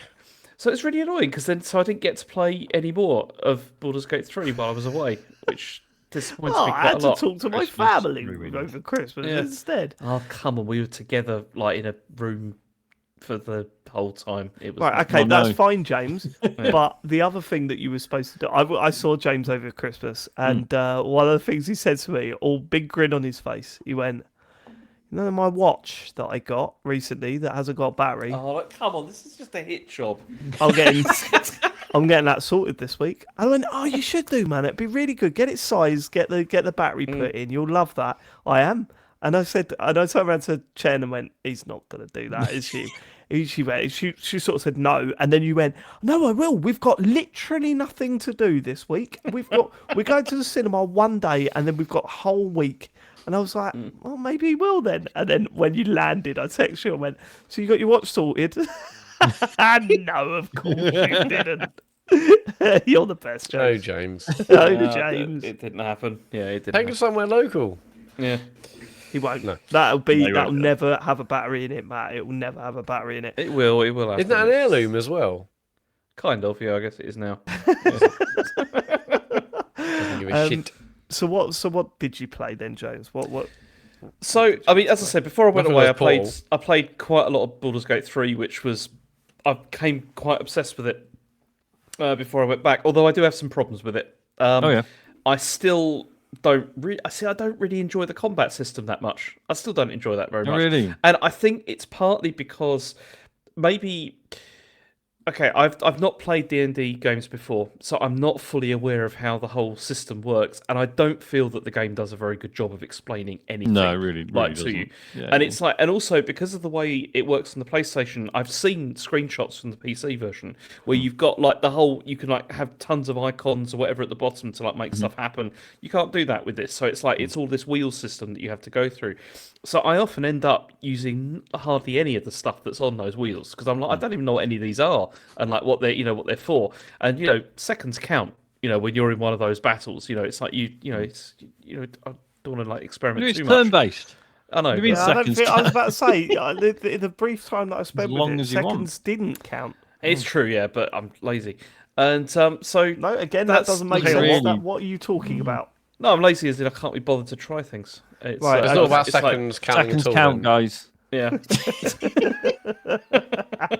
I love That'd when be I the try and episode slip title. some bullshit in Seconds and count. get called on it. Try and slip some bullshit. Hold on, that doesn't make sense. I know it doesn't. Shush. So I mean, but also I do stand by the fact that they don't explain very much in this, and it's That's if you're new to it, I think it's not entirely like very friendly, and also it's hard as well. It's a pretty tough game. Like even I mean I've stuck it on easy, and like the easy mode option says if you just want to enjoy the story. And it's like, that's what I want to do. Pissed me off. Very I just want to enjoy misleading, the isn't it? story, and it's like there's so many sections of this which take quite a long time. Battles can be quite drawn out sometimes, but also very cool. Like I've had some very, really, really good ones where it really does make you think, like like how you have to like have things set up. You fail and then you're like, okay, there must be another way of doing this, and it's that is pretty cool. But that's the main problem I've had with it so far is that in places it just feels a little bit difficult and it doesn't explain a lot. And also visually, I don't think it looks that great either. Like, Really? Nah. It's also that I've come across like a lot of glitches as well. I mean, I had this really weird one which I took a screenshot of where like one of the characters, like the mouth, was like some has any of you seen One Piece? No, sorry. No. I'm aware of it, obviously. Okay, so one of the characters in that is like is he's like a rubber man, and so like he can like pull his skin like really far out. And there was a character that was talking to me, and it was just like pulled out like of the cheek for some reason. It was, and also like I often get like textures not loading and stuff like that. But I think it looks okay. It's just sort of graphical glitches, but these are really minor quibbly points because I'm really enjoying the story aspect of it because it's brilliant. Like it's so well written and interesting. But yeah, I'm gonna keep going through that. But How many hours you into that so far? 43, and I've just hit like Baldur's Gate, the city. Like I've just got to there. And, That's good going for 43 hours. Yeah, I mean, I was seriously sitting there just playing this. Like, it was so good. I had such a good time because Jen and the kids went to the UK before me, because I had some work things I had to take care of, and Which you made up. At work, I had a whole Saturday to myself, and it was Blimey. There's Remember definite that? work things to be done. You better Yeah. go without me. Definite work. Dad things needs to his be alone time. yeah, Yeah. it was absolute Work, bliss. bravo. Like, just sitting there playing that, it was so good. But anyway, so while I was in the UK, I did play 2 Switch games. Again, people are going to be annoyed about this because I played a Highland story and I didn't like it. Highland Song. Highland sorry. Song. Yeah, Highland Song. Sorry, yeah. So this is the game. This is where you have to travel from your home to see a relative in a lighthouse who lives behind a whole load of mountains. Why And would it's people get angry? Was it a popular game? Did it? Yeah, do because well? everyone loves Very it. well It's brilliant. received. Yeah. Yeah. I've got it. I've not played it yet. So And it's 2D, so you travel from sort of left to right, and you have to find the paths that then go through to the next valley, to sort of try and get through. And I just found the exploration irritating, and trying where to go really, really annoying. And I know the whole point was that you're supposed to try and find these maps, which you then sort of work out where the perhaps where the point of entry to the next valley is going to be. But I don't know. I got stuck numerous times. I mean, I restarted this game about 7 or 8 times. Really? Because I got, and it wasn't because I mean, there was only one time when I got completely stuck, where I was like stuck down a hole and I couldn't get out. But the other times I was like, I don't know where I am or where I'm going with this. And I eventually did get to the end, but I got to. I didn't do it within the time limit that you were supposed to, and they were like, "Oh, yeah, you can go back, you can try this again." And I was like, "Nah, I feel like I've seen enough." Sounds shit. Yeah, I mean, I don't. Maybe it was just me. I just didn't click with it. I mean, it looks wonderful. The sound What's effects the- brilliant, what's all the- that kind of what's thing. I assume main the writing's gameplay good. This is thing then? by Inkle, Yeah, who've always had really good writing. the writing was good. Like it was the story aspects of it were enjoyable. I just found the exploration irritating. What's the main gameplay then? Is it like what's the challenge? It's not really a challenge as such. The challenge is trying to find the paths. And so is you it do walking this. Is it like Simulator a puzzle essentially in 2D? puzzle game, or is it literally what No, do you mean? it's literally going left to right, and then until you find like where the path is. But the reason, okay, the hook from it is that you find like as you're walking around, you'll pick up like map fragments or whatever for stuff, which then you have to like get to a high point, like to like to the top of a mountain. Yeah. And then once you get there, you look at like the map part that you've got, and then you have to sort of try and identify where that is, which will then give you an idea of where you need to go, to get to the Okay. next part. But and also it's got this really weird thing, which was if you made a mistake as to where you're supposed to go, the character makes this really weird noise. Like she goes, Go on. like, Recreate it, please. no, Go on. she sort of goes. It's like, I which bet is- so many people that are like that, like where you're saying something wrong and they just I just say Capone. We'll clip that and we'll send that. yeah, we'll send that It's to you. And computer games. But yeah, it was. I don't know. I just didn't really get on with it. As I said, it looks beautiful, and but I don't know. What do you think about all the people that reviewed it highly? I your think thoughts they on saw them? something in it that I didn't, and so Come on, So James, it's not come that you on. hate Scottish people. James. 2024, What do you mate. think Come should on. be done to them? Yeah, what do you think? Do you think they're full of shit and that they actually did, Yeah. they didn't like this? They just thought it was I mean, I think they probably said that thought they had to say it was good because it's There an we go. indie game, so there you go. That's the James we That's want to it. hear. There we He's go. back. And the other game I TCGS Coffee played, 2024, I reckon, Dave. What do you, Yeah. what do you think? It's too obvious. Too obvious. Go on. and so the other game I played was Return to Monkey Island, which I've been meaning to play for quite a long time because I'm a big fan of the series. And You completed this, didn't you, Matt? I did, yeah. yeah, and I agree with Matt on this one. It was fun to go back and experience the whole Monkey Island thing again, but the ending to this game is terrible. Like it's a terrible ending, and really? they kind of try and replicate like elements from the earlier games, but with like the context is different, and they have this really weird thing where the ending kind of just happens, and then if you go into the main title screen, there's like a what's the option? I can't remember what it's called. It's like sort of extras or something, and then you click on that and you get like a letter there, Bonus. which explains like the whole sort of like it's Ron Gilbert kind of like explaining, like this is what the the state we were in when we were making the first game and the second game, and how this is kind of this is where we are now, as people and everything, and how the Monkey Island games are kind of representative of of our experiences through that, and that was nice. But then what it underlined to me when I read that was like Ron Gilbert still doesn't know how to end a Monkey Island game.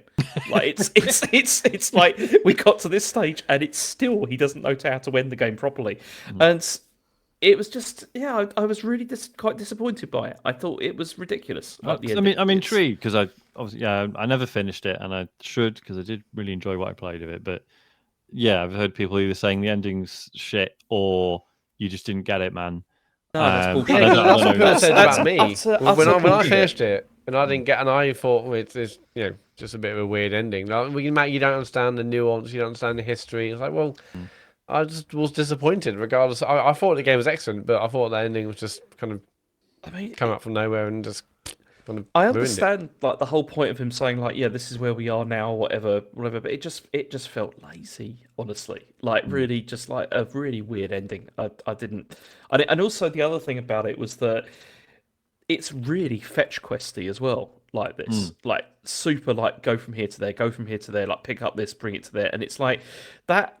And I think because also like, the puzzle aspect of the game was not very developed compared with some of the others, and I know that that's because they couldn't go for that whole like ridiculousness that those LucasArts games had. Yeah, because to an extent you wouldn't want some of that stuff back, right? It hasn't. Yeah, because it was ridiculous. Like they were so opaque, some of those puzzles. It was so difficult to figure out. But in this way, they kind of like solved that by being like, well, let's just make it a fetch quest instead, and which was also not really very satisfying either. But again, being in that world is amazing. Like it's still a brilliant sort of it's still very fun and very funny, like in places. But yeah, it's. I just say, I mean, that's the biggest trap that some of these games, when they bring them back, fall down. We spoke about it briefly last year, but the whole, hey, we've got to try and recreate what made that game so good, and really we're past that now.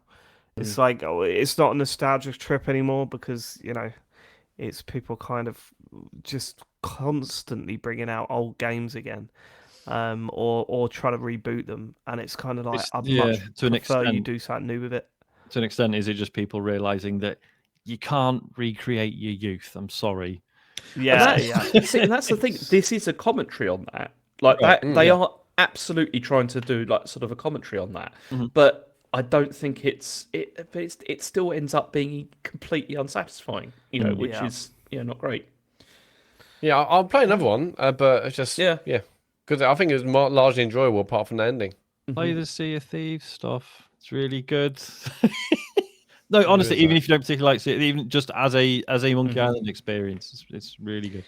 Is it better than the Pirates of the Caribbean stuff? Honestly, I could talk for far too long about the differences, but no, I'm not doing it. Okay. Do you a favour and shut up. I just still have that idea of like you being chased around by Johnny Depp. Why have you got to go there again? Just leave him alone. Just leave him alone, James. Okay. Not having it anymore. Right. That's what we've been playing this festive this holiday season. Should we We're not doing questions. Should we do a couple?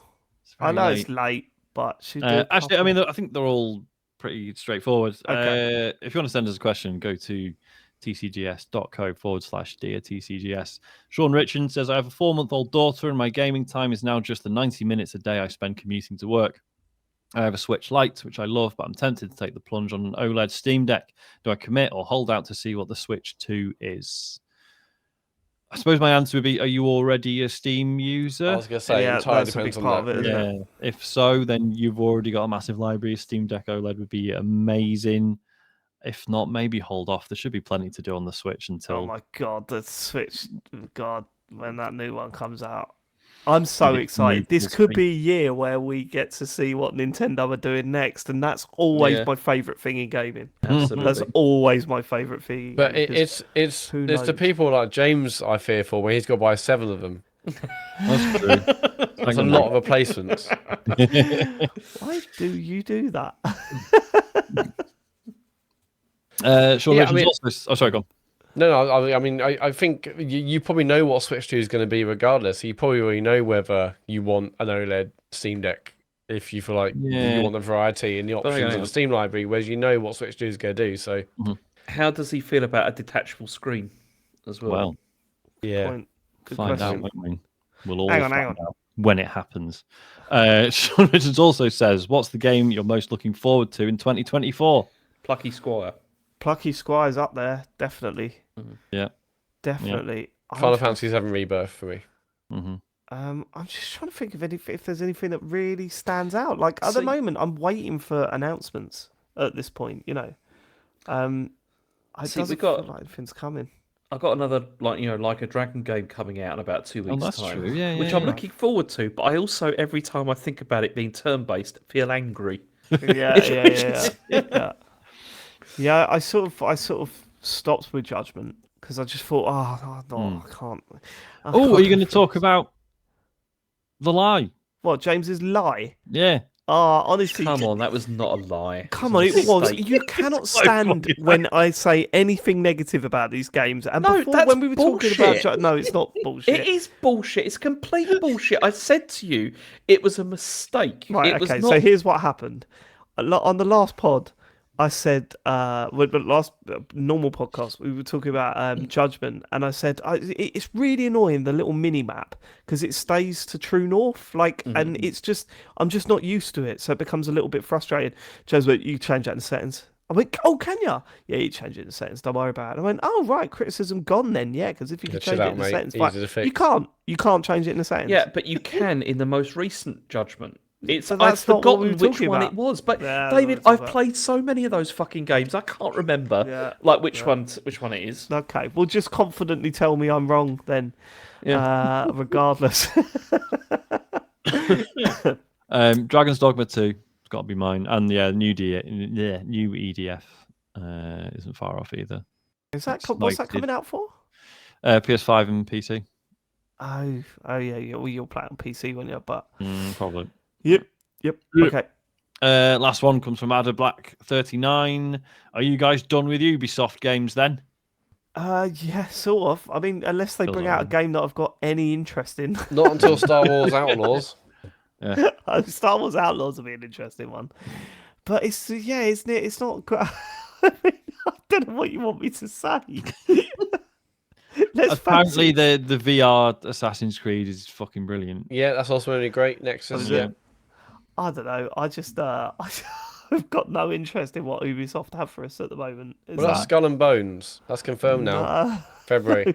What if that turns out to be amazing after all this? That'd be so good. But this is one of those things again, isn't it? I've had it from a few people. It's like, well, why don't you cover these games? And it's like, because we don't have to.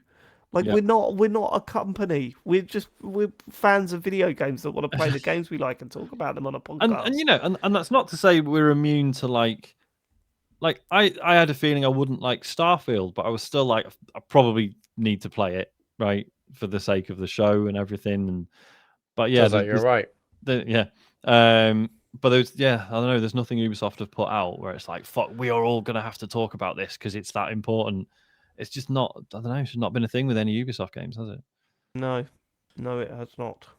I'm also looking forward to Baby Steps. Oh yeah, that's a different question. Baby Steps does look good, doesn't it? Yeah, there's a few indie games that look pretty good, but I don't know. I think we're still due a few announcements. Like certainly from Nintendo, totally. I reckon Sony have got some stuff for us this year, and Microsoft probably not. Well, there's a rumor there's supposed to be a Microsoft showcase in January. Like there's supposed to be. Oh, that's true because so they did last year. That was the Hi-Fi Rush reveal. That was cool. They will drop something, won't they? I guess. Wait for January. They better. Well, like another shadow drop thing. Yeah. Yeah, I reckon. They did. Yeah. Is that it? That is it. Well, Matt, let's get to some socials. First socials of the year. Exciting. Big one, yeah. Sean, stream on Thursday? Nah. No. Friday, James, you streaming? Yes, I will. You're streaming not for broadcast. This is the PSVR TV channel kind of. It's propaganda game, censorship game. Yeah, I'm gonna play that. Brilliant. So that is James streaming VR, PSVR 2 to be precise, this Friday night from 9 p.m. on twitch.tv. So that's TCGS Co. Go there and follow us if you've got Amazon Prime and you've got a Twitch account. Connect your accounts and you get something called Twitch Prime Gaming. And with that, you get one free subscription to give it to a channel of your choice. One that goes to our channel, maybe when James is streaming on Friday. And give us your free sub. We're also on Patreon, patreon.com/TCGS. We'll be recording our January bonus show, probably covering everything we did over Christmas in a couple of weeks or so. And we've also got our video show happening in January as well when we work out what we're doing. And the website is tcgs.co for links to our amazing Discord community, our Patreon, socials, podcasts, store, the lot. Cool. Well, then we hope you've had a good holiday season. We hope you had a good Christmas, good New Year, and we will catch you next week for another thrilling episode of the Computer Game Show. Goodbye, everybody. Cheers. Goodbye. Bye. Goodbye.